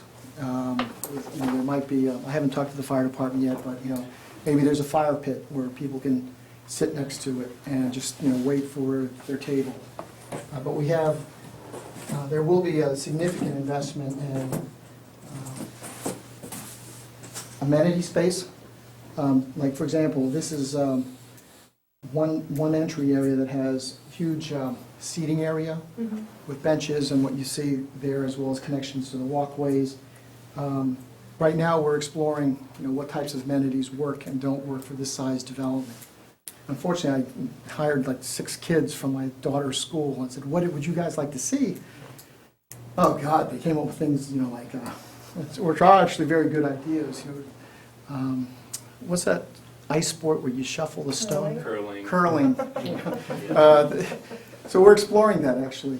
We're exploring a winter curling track, and we're exploring the idea of some mountain climb, some rock climbing walls, things that will add a little space. The hard part for us, frankly, is getting the operators who are willing to operate those. So if they don't come about, it's mostly because of the time it just may not be right yet for that turnaround. But there is pedestrian areas that we're spending quite a lot on streetscape and what have you, and mostly so people can enjoy being outside as much as being inside shopping. Yeah, Joe, you want to go ahead? Sam, I know you can't give the name of the firm of a hotel, but could you give us an analysis of what type of hotel it is? Yeah, they're all national chains. They're either tied to Hyatt, Hilton, or Marriott. So those, the reason for that is both we require that level credit to co-invest with them, but more importantly, it's driven really by the, it's not necessarily a tourism market where you might find ranges of hotels. This is really catering to the business clientele. So for a hotel to work here, we think it has to appeal to IBM, has to appeal to Red Hat, has to appeal to all the technology companies that are bringing conferences in. So most hotels now are not full service, but they are almost like full service. And I think the reason the hotels are attracted to this development are because the amenities, they don't have to manage the amenities. They get to put their beds for heads next to the restaurants we build. They don't have the overhead of running the restaurants. They may have to run their meeting space and some of the that type of uses, but they're basically business hotels. Okay. Good. I'm all set. Thank you. I'm all set. Jim? Alex? All set? If anyone needs to get me, Keith knows how, and that goes to the. Thanks very Oh, much. yeah, I should ask, I'm sorry, yeah. Is there anything from the audience? Is there anyone who has questions or comments? Oh, member of the planning board. Go ahead. Hi, Ted. Richard Crowley from the planning board. I just want to mention to everyone that prior to the 2010 amendments to our zoning laws on the western side of 495, that whole area sat pretty much a dead site with no tenants, no activity. And when the town voted in the changes in the overlay, we had hoped that we would see some of the uses that we worked so hard with MAPC to develop. And then Sam came along with his company, and they are meeting absolutely every single goal that we had hoped to achieve with that overlay zoning. And what I saw tonight is proof that what we're hearing here is what we saw at the planning board meeting almost a year ago. Thank you very much, Sam. Thank you, Rich. Hopefully we'll be saying that next year as well. Looking forward to seeing you at the end of this month. Thank you. Thank you very much. Thanks, Sam.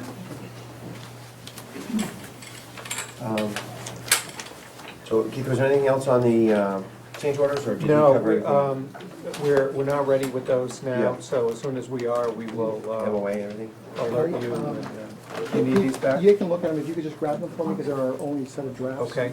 And I'll get them back from you there. No, take it. Here. Should I keep them down? Sure. I'll get you the Yeah. electronic. Just hold them up to the I'll let anyone camera, read it. so Mark can get it. Thank you, thanks, Sam.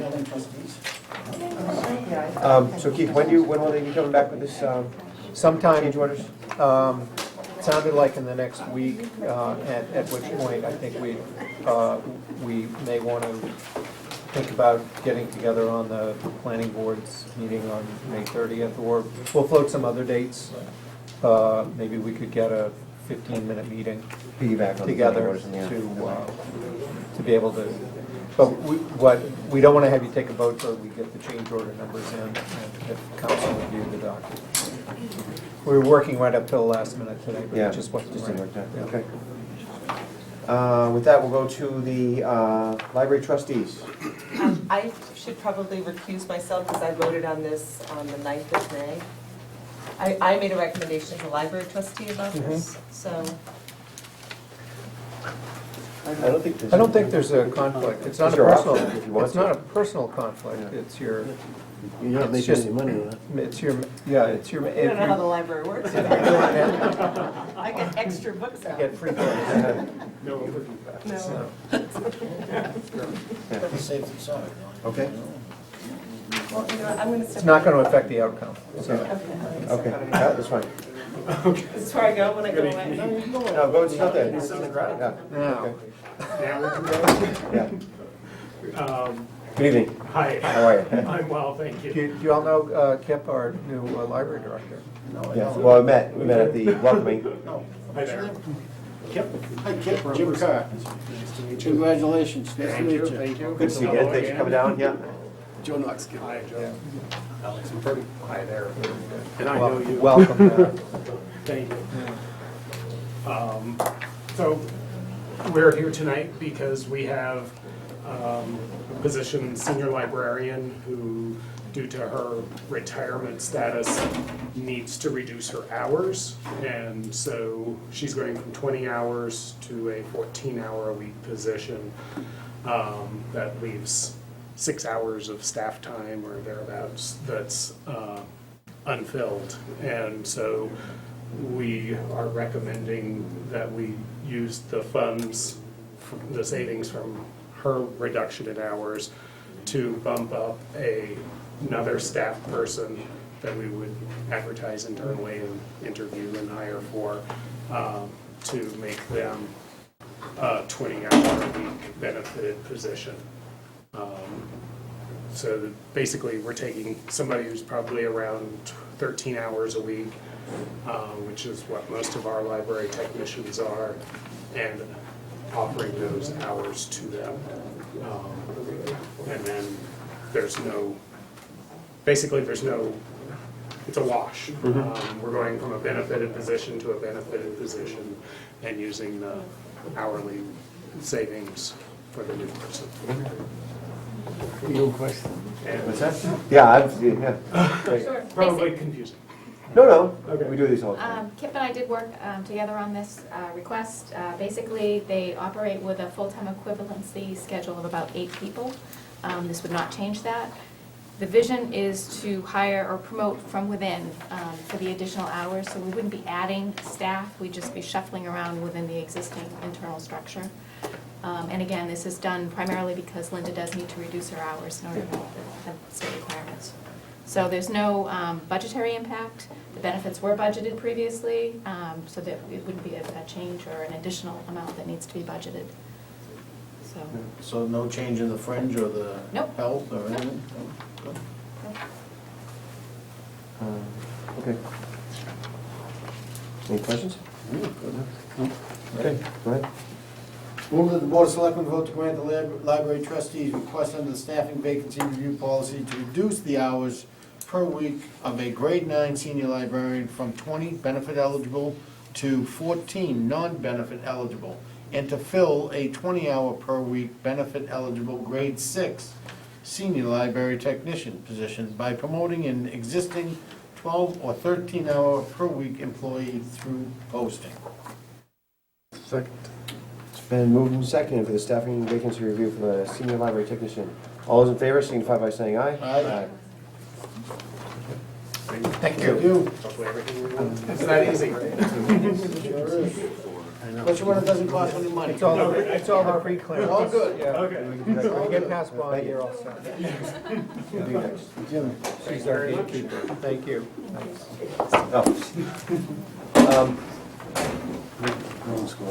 Chief, if you can bear with me for just a minute, I want to jump in the agenda. Megan's been sitting here for a while and she's not scheduled a few items, so I'd like to jump to 8A. We have a disclosure from Megan Ford for her work on the Littleton Common Sewer Feasibility Study Committee and as a renter of somebody who was in one of those zones. So would you like to go, or Keith, do you want to? Well, it's a determination that the Board of Selectmen needs to make. The finding under the, because Megan's position as a member of the Sewer Study Committee is appointed, that means she has an appointing authority, with the board, in this case the Board of Selectmen, who can, under the law, make a finding of whether or not the particular financial matter that's the subject of a disclosure is not so substantial to be deemed likely to affect the integrity of the services the town may expect from the employee. That's the language of the statute. So that's a finding that you need to make in order to allow her to act, notwithstanding the disclosure. She discloses, you determine. Yep. And in this case, it's that the property that she leases, not owns, is within the sewer district. I should mention that there are some matters which are considered matters of general policy, where if it affects more than 10% of any local population, then it's not a conflict for someone to deal with it. For example, we typically have members of the Board of Selectmen who own property, and they are allowed to set the property tax rate. Why? Because you share that financial interest with more than 10% of your fellow citizens. In the case of the sewer, though, we actually had to do a head count, and that the number of residents that live on the properties that are within the sewer study area is less than 10%. So it doesn't meet the general policy standard. Okay. And therefore, it would require you to make the specific finding under, that's proposed here in section 19. Okay. Would you like to fill in any blanks for us? I don't really have much to say, other than I'm, very dedicated to serving my role in the Littleton Common Sewer Feasibility Study. I've put a lot of time into this, nearly 3 years. And I started the business without any kind of thinking that this was connected in my mind. It was an afterthought that maybe I should be disclosing this. I was always under the impression that it was really the property owners that would be the real concern. I don't even know if by the time a potential sewer even would be in town, if I would even still be in that place, because I rent, I have a lease, it's limited. And also, we have no idea what the future holds, and either way, if, whether or not the sewer is going to come or not, and whether or not my business will be there. So, I hope you make a thoughtful decision, and I'll respect whatever it is that you decide. Well, I think it's all right here in the disclosure, where you have the financial interest in the matter statement, so it's, you know, where I see it, it's a rent and not an owner, so, the financial gain here, I think, is explained, so, but, we'll go to the board first, if there's any further discussion. I think it's all pretty self-explanatory, and I personally don't have any issue whatsoever. Unless you're gonna buy the building. I don't then, but no. Okay, I'll take a motion. Move the Board of Selectmen, Oh, okay. move the Board of Selectmen, having received and considered the disclosure of Littleton Common Sewer Feasible Study Committee member, Chairman Megan Ford, as required by General Law, Chapter 268A, Section 19, vote 1 to determine that the financial interest described in Ford's disclosure is not so substantial as to be deemed likely to affect the integrity of the services of the town may expect from the employee, and 2, to authorize the chairman of the board to sign the determination portion of the disclosure. Second. All those in favor signify by saying aye. Aye. Okay, thank you. Okay. Thank you so much for all you do for that committee, too. Oh, thank You you. do a great I job. look forward to continuing. Absolutely. All right. Thanks. Thanks. Good, consent agenda. Thanks, Fire Chief. Come on up.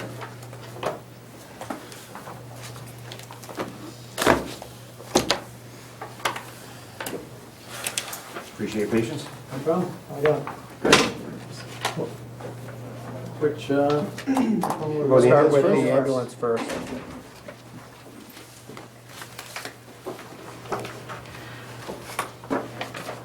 So, for tonight, we're looking to award the bid to New England Fire Equipment for a 2013 PL Custom, basically a twin to the ambulance that we just received this past 2 months ago. The slight difference in the price over the previous is taken up by the Ford discount as well as the fee for the MAPC. The total sum is $197,123, and so that is what we're looking for approval for the award for New England Fire. And a year ago, we bought the same piece of equipment for $195. So That's correct. just, actually, I had asked several years ago, because I was aware that MAPC was doing collective procurement for the fire chiefs, whether we might be able to avail ourselves of that program. And just in the last year, that they've added ambulances to what they purchase collectively for the Fire Chiefs Association. And so we're able to do it without actually having to issue our own bid spec and get it out. In essence, we look at what they're offering and see, and it very much meets what we want, because we bought one already. Absolutely. And so we can procure it through the same service. Saves a lot of time for us to, get a new ambulance to replace the one that we've had so many problems with. This analysis, 20 months down to 8 months? Is that? Yes. Yeah, that's, okay. Any This questions from the board? No? meets all of the requirements for bidding under 30B under the law, so it's. Okay. And this is the project that we put in the special town meeting because we wanted to spend the money, make the procurement prior to June 30, ASAP, because of the questionable condition of the remaining ambulances. Absolutely. Not the new one, but the old one. Correct. So we talked about this yesterday, or at the Superior Summer, so I'm all set. Well, except for, it's the same, how precisely the same are these two ambulances? They are basically identical, except for a difference in a shelf or something, very minimal. Okay. Very minimal. So all the maintenance and everything is going to be Absolutely. easier and with Absolutely this the same, yep, Okay. identical vehicles. Okay. Start with the board and just, Alex?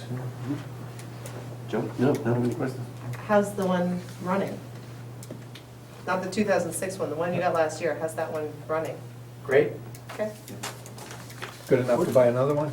Absolutely. Or else? You gonna trade in the old one? What's going on with the old one? Yes, that will be traded in. We'll be receiving $8,000 for that in the trade. Ready, Mr. Chair? Yes. Move that the Board of Selectmen vote pursuant to Article 5 of the May 6, 2013 special town meeting to award a contract through collective bargaining procurement process collective bargaining. See, That's later. my other hat that I'm Yeah. wearing. Administered by the Metropolitan Area Planning Council to New England Fire Equipment and Apparatus of New Haven, Connecticut, the amount of $197,123, to construct and deliver a medium-duty Type 1 ambulance for the local fire department. Second. Been moved and seconded. All those in favor signify by saying aye. Aye. All right. Staffing. Staffing vacancy review. So we come before you tonight to get permission to fill, to add 5 positions to the department.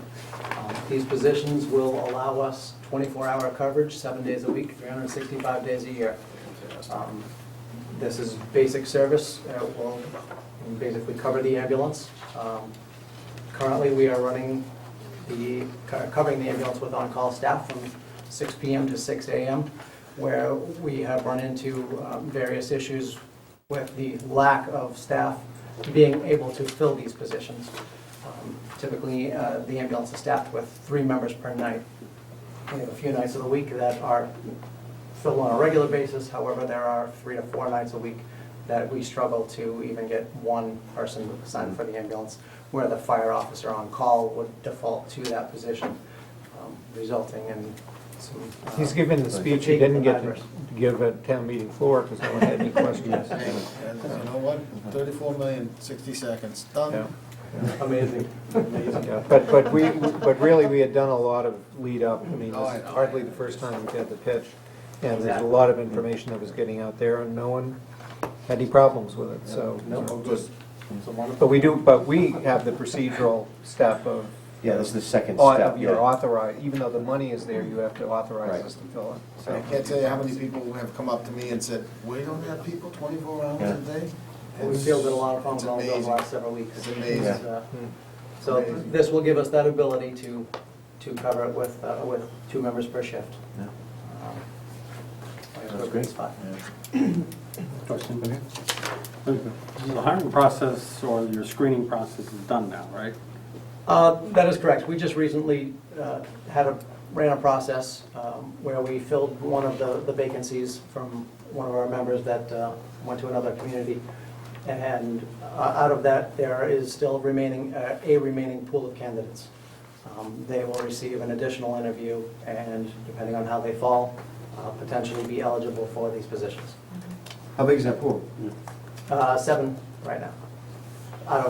Went from 14, was 8, we hired 1, we have 7 remaining. Several have been removed or, Okay, so it's not filled out of just the 7 process. applicants, it's 7 that have already been screened down. You're going Correct. to screen down to 7, Correct. okay. All right. And you'll need to come back, oh, sorry. Joe? No. You'll need to come back again with them the way that chief and deputy chief did today.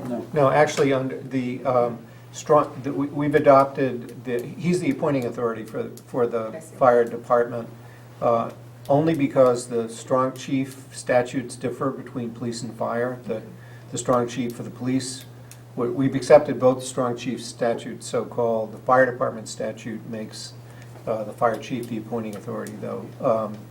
But he will come and bring them to Absolutely. us and introduce them. Just for Yeah. introductions. Yep. Okay, thank you. Ready? Move that the Board of Selectmen vote to grant the fire chief's request under the staffing vacancy review policy to fill 5 additional full-time benefited firefighter EMT positions effective July 1, 2013, with $165,000 increase in the funding therefore contained in the FY 2014 budget unanimously approved by the May 6, 2013 annual town meeting.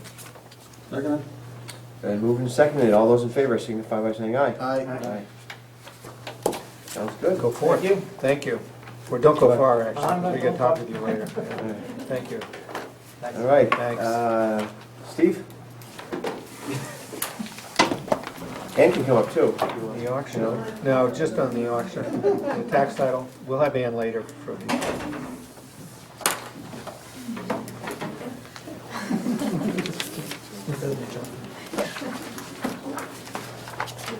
Okay. Do you want to start? Do you want to talk about the pool one first? Sure. Actually, yeah, we'll go through the auctioneer. We actually did go out for a request for bids for a auctioneer services. We weren't really sure what the cost of having an auctioneer would be involved with these particular properties, so we weren't sure if we were going to need to issue a formal RFP Right. or just solicit some pricing. So we started with soliciting some bids. Fortunately, as a result of that, we were able to get a responsive bidder in the amount of $24,900, which is under the threshold Yep. for auctioneer, I'm sorry, for formal bid proposals. The auctioneer is the Zecos Group out of Shrewsbury, Mass. They come recommended from our tax title attorney, Coppola and Coppola. They've been doing auction services for many other communities, successful, and again, their limit is the $24,900 that they would receive. If there were funds received beyond that, that would come back to the town, so it's actually a potential to generate a little additional income also. So all in all, we're pretty happy with that. Did I see somewhere where they get something else from the sale too? Is there? The other funds that they received, it's on top of the selling price. So whatever we sell, say we sell a piece for $25,000. Right. Their fee is on top of that 25. So the town gets the 25. Okay. And they get their fee All right, separately. that's what. Their fee will not exceed in any case $24,000. That 24.9 is not the town's expense, it's the It's property bidders. purchase. But since it's town work, it still has to stay. It still has to stay under that. How close were the other bids? If you said this one was We- under 25, would We anyone asked, we else? solicited 3 different companies that were recommended, again, by the Yep. tax title attorneys, and we only got this one back. Okay, And again, they're very successful in other communities, so. all right. Do we want to go through the properties that are? Oh, I got a question first, Mr. Chair, if I Sure. may. You know, looking around town, driving around, you see all these little lots being developed now. I don't know if you've noticed, but there's a lot of postage stamp lots being developed.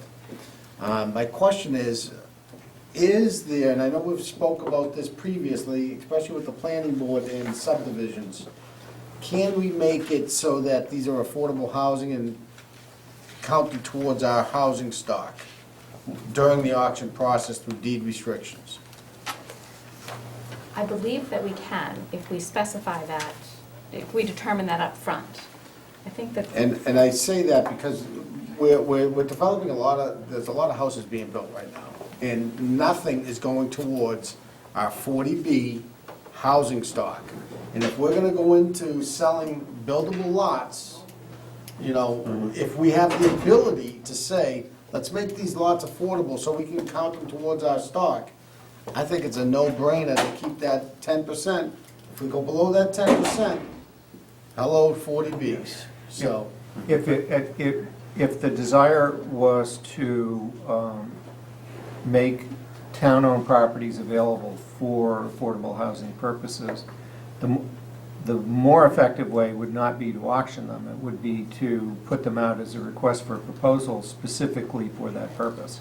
Because we're allowed to limit the purpose. Lots of communities, for example, would take surplus schools, for example, and you say, we want to receive proposals for reuse as affordable housing, and you can you could limit it to that particular purpose. I think that's something we can look at. I don't think it's anything, though, that would Through this be process? appropriate for any, well, it's not something we would use an auctioneer for. okay, so We would do sealed proposals for yeah, reuse. I bring that up because I think that, we've been through the Omni process. We saw those numbers, and, yeah, they're 13%, but there's a lot of, whatever the percentage was, Right. 12%. Yeah. That's gonna change, and I think, in those discussions, even with the planning board, we said, we should take a look at our planning, we should take a look at our zoning bylaws, and,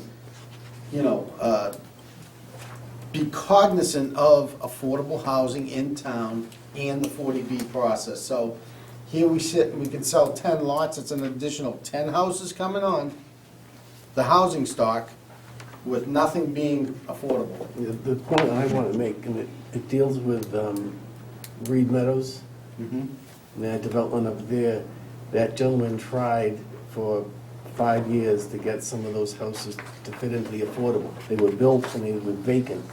And finally, the planning board allowed him to sell at market rate.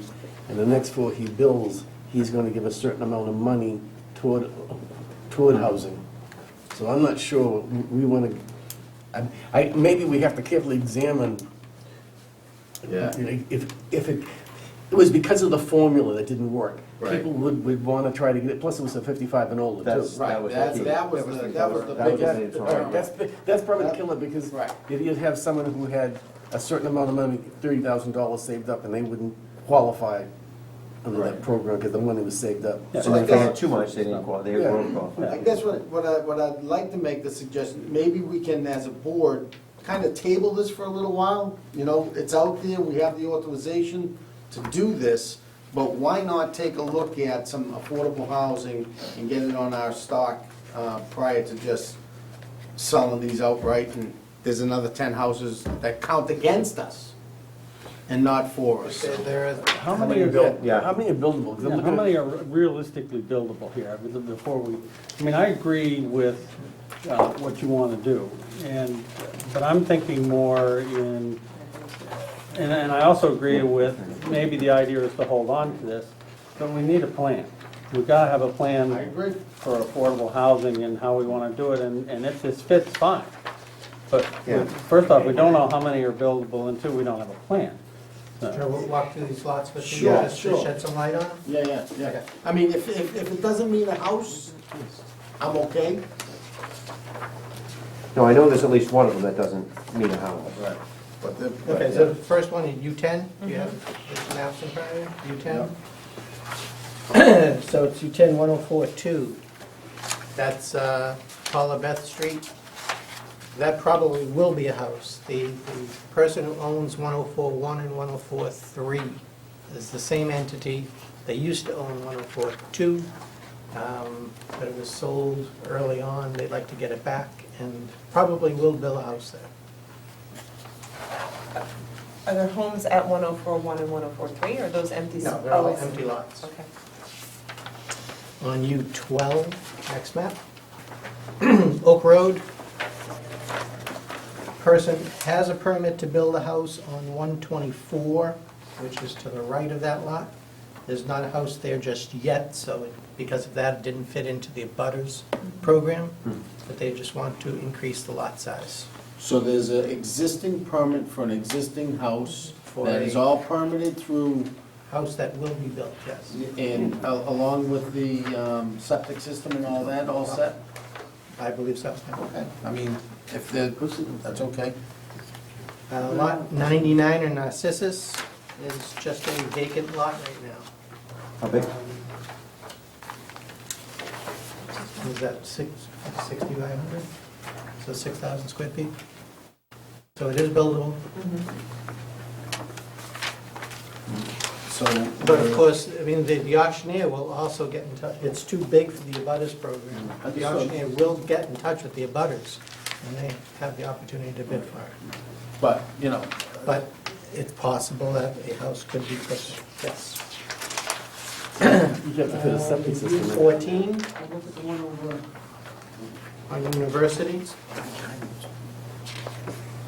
University, this is the one where he's, The owner of U1490 is interested in that. Again, the lot is too big for the abutters program.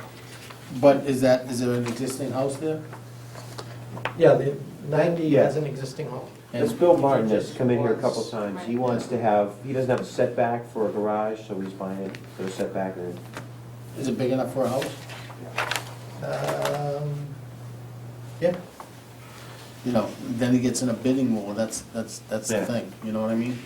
He's well aware of the, yeah, he's aware. Okay. University, hold on, that is, Is that 6,000 square feet? Yeah. Right, it looks, It looks is that like, 60 by 100? looks like it's 40 by you 100. got, what size scale is that? You can actually read that. Here's land size, .157 acres. So that's about 6,000. 60 by 100. U17, this is the block of empty, so this is definitely homes there. Homes up? Homes up. Well, so they could do 3 of them, right? Could be. Now, to get to your affordable, there's a lot of Goldsmith that the town has. We don't have a map for it. Is it part of this group? No, there's a lot on Goldsmith that we own. It's like a triple lot here, 4 old lots. It's big, and if you want to look at affordable housing, that's a possibility right there. Again, I think, you know, if we can at least talk about it, see if we can come up with a plan. Again, we're just adding more stock to our inventory that's pushing us up against the 40B number, so. And I just thought of this driving around town, seeing some of these small lots being developed that aren't 6,500 square feet. You know, that are a lot smaller because they're grandfathered, and there's been some changes with the Board of Health where they're letting these monstrosities of mounds on what I thought was wetlands, but, you know, so that's why let's caution, maybe take a step back, see what we can do with the affordable housing piece. Yeah, just clarifying, so I was on Yeah. board. The Board of Health, what it is it changed, it brought the perk rates more in line with Title Okay. V. And so that, you know, where you used to be restricted to less than 30 minutes per inch, you know, you can build there, so the slopes, Okay. so you can now build on slow soil, so it Okay. is. Now, I'm not saying it doesn't preclude a mound, because the mound is determined groundwater, so. Okay. Yeah, but you're right, it is Board of Health changes. Right, so that's the only, my only concern. I have no issue, I'm 100% behind, you know, getting these things off of tax title. The abutters program's a great thing. I just think if there's some way we can benefit the town in regards to the 40B process and in regards to building our affordable housing stock, I think that's worthy of looking at. So, from what I see, there's one lot that we could add out of these. Do you want to go step by step on each lot, or do you want to? The only one, the gentleman that wants to put his garage up, I guess, right? Yeah, the University Drive. University Drive. Yeah, Then but those again, you all- said bidding more, so who knows? Right. The auctioneer's not gonna. An auctioneer, They're not gonna come for one. You're not gonna get an auctioneer. Right, for well, that's where we've been talking about for you, yeah. I'd just like to see, you know, let's see what we can do, maybe work with the planning board, maybe take a look at our bylaws. You know, again, the 40B is so recent in my mind, Yeah. you know, in those numbers. If we cull these out, or some of these out, what's that do to the auction process? They won't come for one, they'll come for 10. Well, Basically. Right. Where are they at? Is there a middle number? So it Well, sort you of need- sounds like if we're. you need a couple we're of the gonna- buildable lots Yeah. to make it worth his while. You're gonna need a buildable lot to make Yeah. it worth his while. Right, there are Probably 8. more than one. He's not gonna come for a Yeah, there are 10 small on, piece there are that 10 on someone's the gonna put list, around. two of them will get big money, and if either of those two fall off, you don't have an option. The really auctioneer is the choice here is responsible for all of proceed the or stop. advertising Correct. and. Right. you know. No, I understand that. He's, We've talked all along that he won't go for one, but he Right. for 10, so. And again, just, this is something new, just driving around town, seeing these lots get developed, and so fresh in the mind with the 40B thing. So Keith, can any affordable lot, can any buildable lot be turned into affordable, did you say? We'd have to go through some type of process, I Right. think, and figure out Well, what it's we called actually want to 40B. do. Yeah, I mean, it's friendly 40Bs is how you do it, so. Right. But it can be done on any lot, any one of these lots. What I'm trying to say is, we don't want to, can we cull out any of these that would potentially be affordable? We haven't done that lot? analysis of these 10 lots. Oh, okay. So why don't we get that, at least, before going forward? Is I that what- think, is that- like Alex said, let's get a plan together. Let's talk about, doesn't even matter these 10 lots. You know, a buildable lot that somebody can say, I'm gonna bid on this property, buy it from the town and build a house. Are we, A, gonna say, good luck, have a nice day, build a house? Or can we put a plan in place to say, we have 50 lots, 10 are gonna be affordable, and we'll let the other 5 go? Or we're gonna say, every buildable lot that this town sells, let's get it into the affordable housing equation for 40Bs. Well, I think, Mr. Chair, what we gotta do here, is if all the board members believe that that's that we wanna take a look at that, then I think we have one choice, and that's to hold off until we come up with an idea, a working idea. Yeah, so we want to look at these 10 lots and say how many of them could be sold with a restriction that they must be affordable. but let's get a process. Well, I think we, I mean, for the analysis that we're discussing, we have to look at all the town property and not just limit it to these. These are the 10 that had come down in response to your parameters. Yeah. That we should bring you those lots that didn't qualify for the abutter Yeah. lot program, which no town department needed, and which there was interest expressed by neighbors. So here's the list. Because if you don't want to head in that direction anymore, then we need to stop, back up, and start looking at many more properties than just these 10. How long would that process take to look at? Yeah, well, 3 months, 3 or 4 months. A lot of parcels to review. Yeah, Assuming, you know. And that's only if we want to sell 50-something all of them. parcels. That's not to say we want to sell all of them. You know, we may say that we just want to do these 10. Let's do 10 a year. Let's do 5 a year. It's up to what I think is best for the town, you know? It's not to say that we have 100 lots and we're going to sell all 100 lots.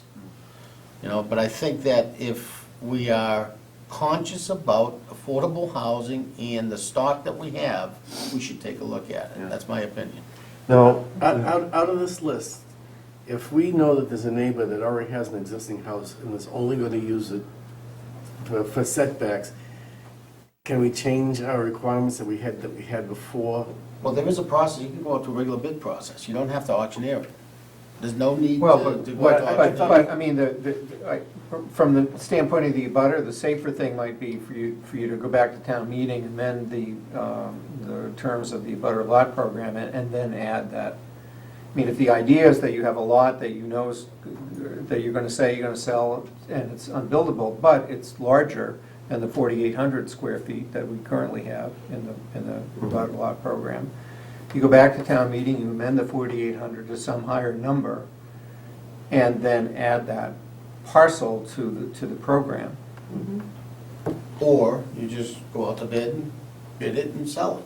Right, but we have to put in a form, they're not going to come for just a building. No, we're talking about the neighbor that wants to buy it. I mean, you know, we advertise, we bid it, and it's up to the town whether we accept the bids or deny the bids. We don't have to accept and sell the property.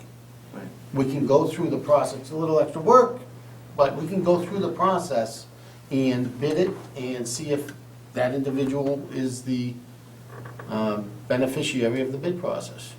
Let's face it, this is a town resident, we want to do the right thing for the town. No, and that's what I'm trying to avoid. I mean, Absolutely. he's come to me for a couple of years now. I We mean, wanna do the right thing he's for the stuck in town the middle, resident. you know, and that's just one. I mean, there may be others. That's how the whole Well, abutter program came about. We yeah. want to do the right thing for the townspeople.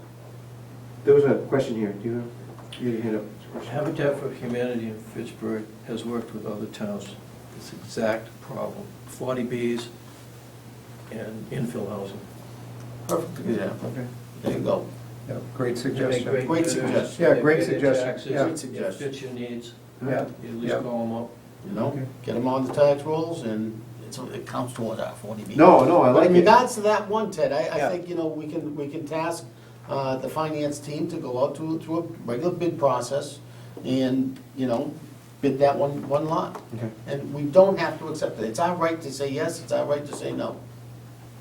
Well, if they meet all the criteria and somebody bids, I don't know, the law says you have to accept the You lowest could- responsive bidder. You could No. throw all of the bids You out, have to throw all the bids. All Yeah, of throw them, them all out. Absolutely. which means the abutter would not. Correct. Right. Correct. Well, yeah. I mean, if you do it at an auction, then if the abutter's first bid doesn't do it, then at least he has the chance to bid again, and Yeah. I say, for this one individual, I would suggest to the board, we go through the process, do a bid process, and see what it comes back at. Aren't there two, the corner of Paula Beth and University? That owner on Paula Beth, he's been, since I've been That's a treasurer, house. he's been House. calling, yes, it's definitely going to be a That's house. the difference. But he has a house permitted, right? No. No, that's this is not the one. very first map, 1042. That's not the one. Right. It was the two properties on the So the other one, sides of the corner. sorry. Uh, So the other one would be that one that's already Oak Road. permitted, maybe add that one, what was it, Steve? I'm Oak sorry. Road. Oak Road, have those two parcels bid, so the individual that wants it for the expansion of a yard already has a permitted house, and then the other individual that's and a butter, so just do those 2 parcels, and then we can go through a process and maybe involve Habitat, and let's take a look at something. I don't wanna go through the 40B thing again. can No, I tell you know, that. no, I know. Okay, is the board in general consensus? Do we need a motion, or do we need to write a scope of work or task? No, we wouldn't, I hope so. we've given them a task, we just wouldn't take any action on this. Yeah, you're taking no action on the proposal, but I think it might be helpful to get clear what you would like us to bring back to you. What I'm hearing is that we would like to have 2 properties put out to bid. Right, and then we wanted to find out what it takes to have an analysis of all town-owned land that could be sold for affordable housing. If I may, Mr. Chair, I think it's not have an evaluation of all the town property, Yeah. but come up with a process. Okay, right, yeah, all right, So yeah. that we can, as a board, make a policy decision on what we're gonna do with affordable housing and town-owned property. So have staff report back on a process for evaluating the reuse of tax title property for affordable housing Or a purposes. process, And you may call Habitat, and they may have something something, already. already- they may have to work for you already. And also I heard the suggestion that perhaps we would change the 4,800 square feet to something larger. Could there be an analysis done if you were to bump it up to 6,000 square feet? How many lots would fall under that new threshold? We have a number of lots that just went into the abutters program this time Yeah. that are next to other town-owned property. So if it doesn't get sold in the abutters, then the board has a decision whether We've to got merge the 4 2 adjacent properties. tax title properties in Surrey Road that you could stick We absolutely do. Yeah. make them I was affordable. wondering, do Worth we, big money. well, I thought the 4,800 was a hard limit for some reason, that you couldn't go Did that greater. Or because it not. was under the building law. It was under the bill, but there's nothing in the statute that says we have to stay in those. Done by law. No, that's town, Okay, so that's why they're not into the abutter program now, but you can change the abutter program. Okay. with the added restriction that you can't build on it, yes. All right, so, And just in terms of scope, we've been talking about tax title property, or do you want us to limit it to that, or would you want it to include other, the town owns property for a number of reasons, and tax title is one, and we have acquired other properties over the years, and if we, Yeah, the disposition process is different for non-tax title Yeah, properties. yeah. It might be a little bit more restricted, we could research yeah. that. Depends how the property was gifted to the town. so the budget season's over, so when can you get back to us, like a week or 2, or? Now, it was a matter of closing out fiscal Sorry, 13 and opening fiscal 14, but What do you think, just to start scratching the surface about coming up with some sort of process, or when do you think you can? We'd have to get the land sale committee together again. Yeah. in the summer. maybe It's not something that we- maybe by August, I think. I don't see us coming back any sooner than that. Is it too soon, I mean? It's gonna be on your shoulders more than mine, Yeah, with the land sale. we could give it a shot for August and. Can we just put some sort of reminder in there, just so we, remember? Sure, well, I don't know if you keep like a draft agenda for everything coming up. yeah. You want to know what's on next year's town meeting? Yeah. Yeah. No, it's just special. Yeah. No, we're tracking it all, yeah. Yeah. Okay. So we won't take any action on, Floodplain insurance, by the way, is what's on. no action on 6C, but there is action on those. And when will the properties go out to bid? Because I know we have a phone call tomorrow. Do you want to take an official vote on this, Right, on to- those 2 parcels? Oak and, Is that necessary? U14. Yeah, and we what was can't, the other well, one? For a bid? Was it U14? U14, and U12? 89, and U12, 123. I'm sorry, U14, 89, 89, and U12, 123. 123. those are the 2 you want to bid on, a seal bid. Yep. Okay. All right, here we go. Want me to try this motion for Yeah. you folks? Go ahead. Move that the Board of Selectmen vote to authorize a bid process for properties U12-123 and U14-89 for the sale of said lots. Second. Okay, I'm not gonna try to repeat it, but it's been moved and seconded. All those in favor signify by saying aye. Aye. Thank you. Thank you. Thanks, Steve. Sorry. He brought that drawing, he has that Well drawing. worked away, thanks.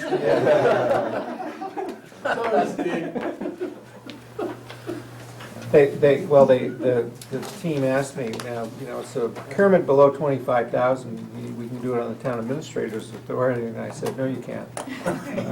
I tried. We need Good to call. we need to come back for a vote on this. so. Yeah. Okay. So, Bonnie, or Keith, you wanna go in with the audit?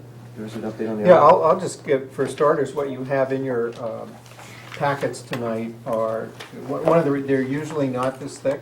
Yeah. But we have, the fact that you have your audit financial statements for the prior fiscal year ending June 30, along with the management letter that has been prepared by our auditing firm. And it's, overall, it's an excellent bill of health, that there's no findings, there's no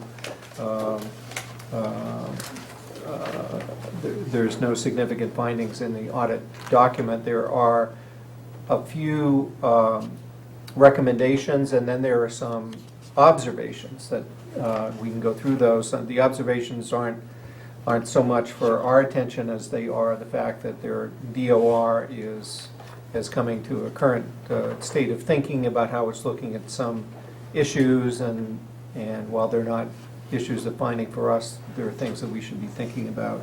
But I'd invite Bonnie to walk us through. Again, as Keith had mentioned, we're really pleased that there were no significant deficiencies or material weaknesses, which are findings, formal findings. And it's been like that for the last probably 3 or 4 years. And we have an excellent finance department, the treasurer, the assessor, and the collector. We have a fantastic group. We're very fortunate, and our auditor makes a point of saying that we're one of the healthiest communities and well-run. The strongest team is what he calls you. Yes, so I'm very pleased to be working with the people that I do work with. So that being said, a couple of the issues that he brought up were other post-employment benefits liability trust fund, or OPEB, that we've been funding the last few years. They are recommending that the town adopt the newer language of Mass General Law 32B, Section 20, a formal OPEB trust document, which we do not have at this point. It's not a requirement, but it's a recommendation that he would like us to look at. So where it is an important obligation that we've been addressing the last few years, we would like to meet, including the treasurer and the finance committee, to review the recommendation and bring forth a formal request for the board to review for town meeting. So we'd like to go through that process this summer. The Recreation Revolving Fund, the auditor is recommending that we adopt an enterprise fund format for this fund. We have a very successful enterprise fund program, a very successful recreation program in this community. It's one of the busier around the communities of our size. It's about $1.3 million annually. A lot of activity. There's a lot of benefit to having that. Running it as we do right now through a traditional revolving fund is a little bit awkward in that there are certain things that you can charge to a revolving fund and certain things that you can't. Having it run as an enterprise fund, it runs kind of like its own little entity. The general fund subsidy would be very clearly defined as part of that process. So right now, you might remember that we have about a $40,000 subsidy annually, and the recreation fund revolves the rest. It is a much better accounting procedure from my standpoint, selfishly.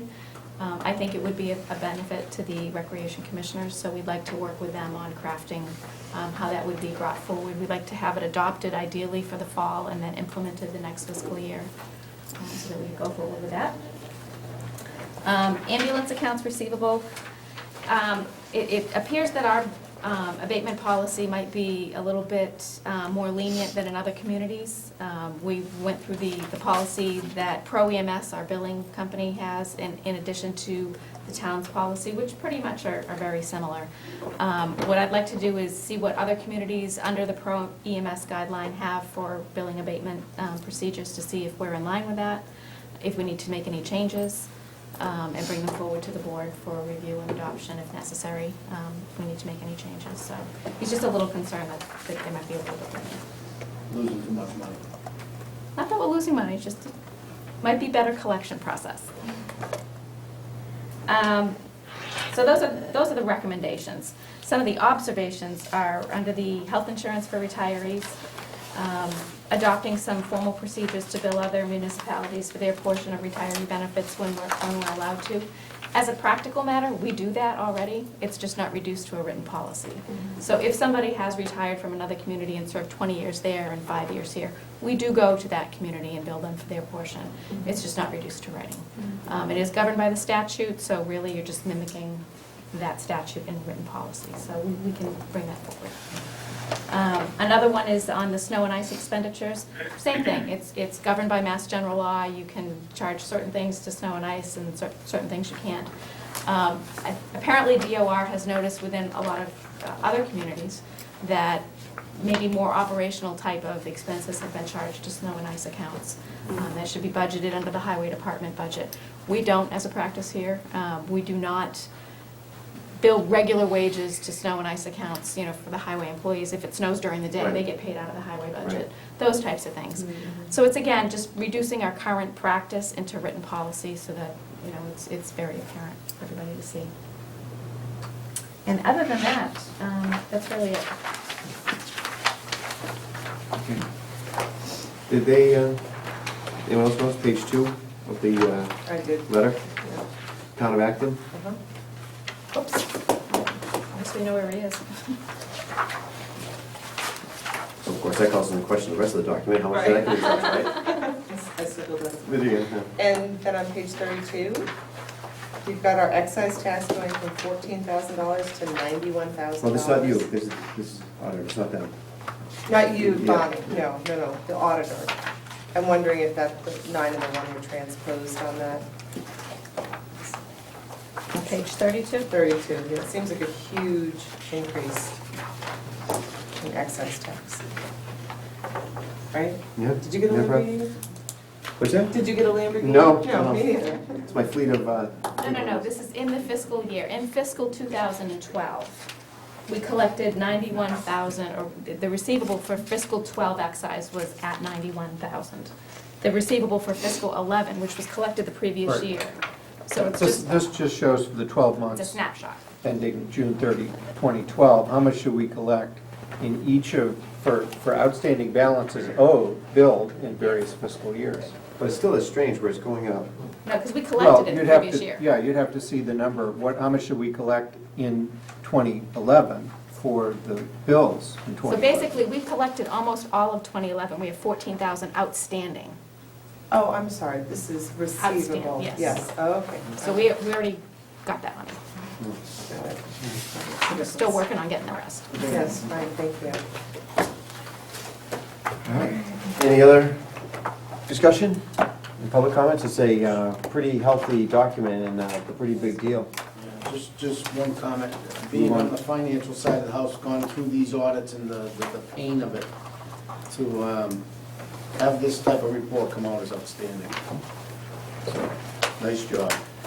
Well done. We do have a motion just a motion to accept it. Do we want to accept it, or do we just? Move that the Board of Selectmen vote to accept the response prepared by Assistant Town Administrator for Finance and Budget dated May 8, 2013 regarding the fiscal year 2012 financial audit, management letter dated May 7, 2013, and schedule the joint meeting with the Finance Committee regarding the auditor's recommendations relative to other post-employment benefits, OPEB trust document, recreational enterprise fund, ambulance billing, retiree health insurance, and snow and ice expenditures.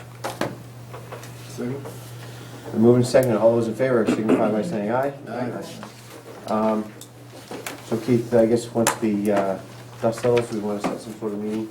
FinCom? Yeah, as soon as Paul Glavy is ready to... Step on the brakes or Right, yeah. pump the brakes? I'm in overdrive, so.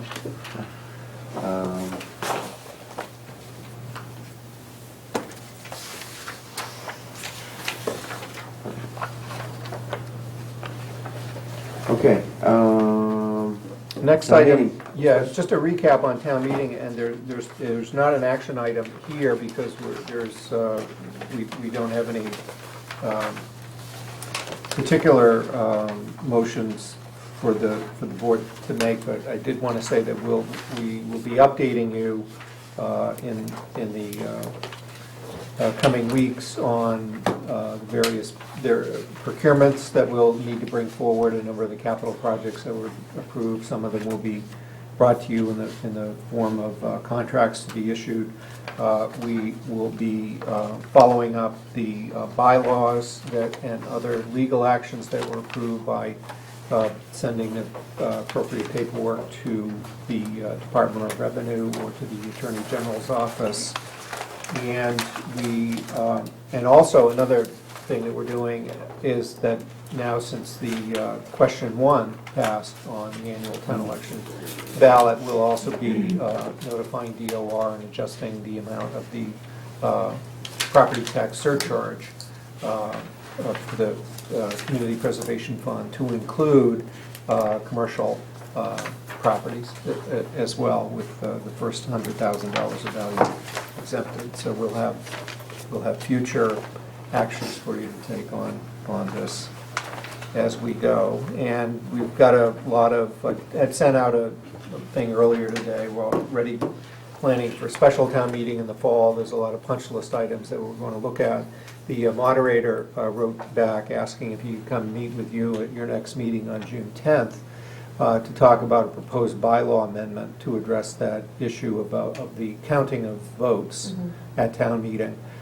So we can plan on that, and that, again, that's so that we're not doing it on the fly at a vote of town meeting, but that we have the parameters of an amendment to the bylaw that would allow the town moderator to rule on a 2/3 vote without having to do a cast of ballots where it's a unanimous vote. Okay.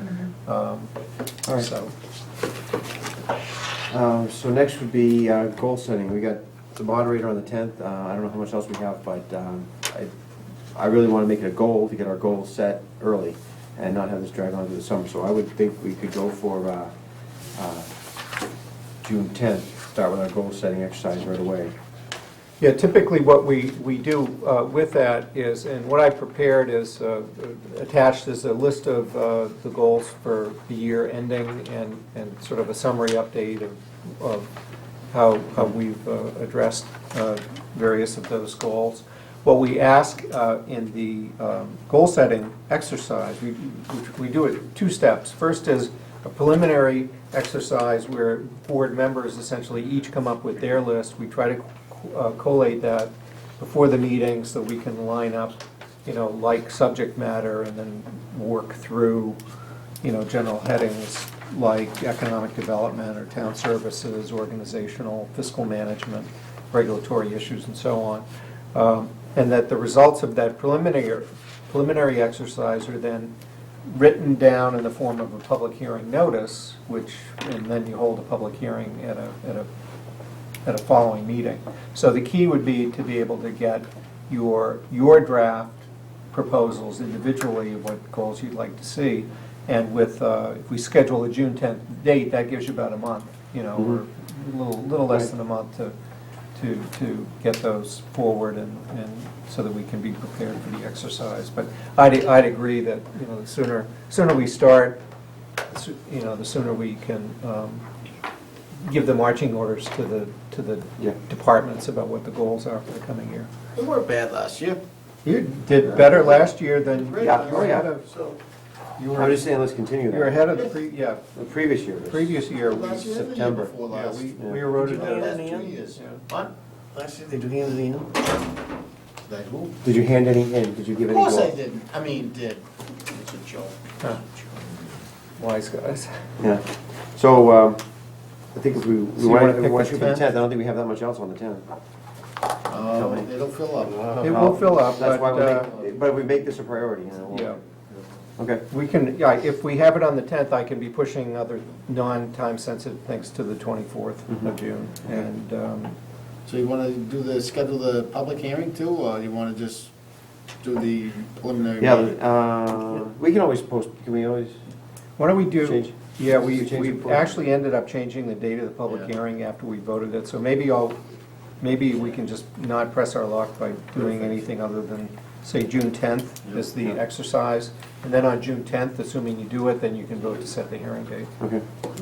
Now, you will send a memo out to everybody? I will send a memo out in the next day or two reminding you all of, And everybody else, and, anybody else that, committees, boards, any of that stuff, that we're conducting this exercise. Who else is setting the selectmen's goals? The selectmen's goals, right? I mean, inviting other Well, I would think departments. that we would want input, from them about some of the things they might think would be important things for us to look at. I'm not following the process though, because it's always been just through us. I mean, we can go to boards individually or invite them to the public hearing or invite them to the 10th. I think it's a courtesy, a professional courtesy to say, by the way, the Board of Selectmen is setting their goals. Do you, would you have anything you'd want to say about that? Because they might say, well, we're working on this, can you work with us on that? Or something like that. Yeah. We can insert, the summary of tonight's meeting goes out to all of the departments in about an hour from now. And so I can certainly invite the departments to funnel back to us any requests that might come, because I also take the liberty of preparing a set of proposed goals for your consideration as well. And I can do that in coordination with the departments, with the other departments. Ready? Yep. Move that the Board of Selectmen vote to schedule a preliminary goal-setting exercise for fiscal year 2014, the agenda, June 10, 2013 meeting. Second. All those in favor signify by saying aye. Aye. Move that the Board of Selectmen vote pursuant to Mass General Law, Chapter 30A, I'm sorry, I jumped right into that, Mr. Chair, I apologize. That's all right, take the floor, run with it, go. Sorry. Pursuant to Mass General Law, Chapter 30A, subsection 21A, 3, to discuss strategy in response to collective bargaining, since an open meeting may be detrimental, have a detrimental effect to the bargaining position of the board, and not convene in open session thereafter. Is there a second? Second. Roll call vote. Selectman Carr? Aye. Selectman Brownson? Aye. Selectman Doucette, aye. Selectman Knox? Aye. Selectman McCurdy? Aye. Thank you very much. We're in executive session. And the fire chief has gone out.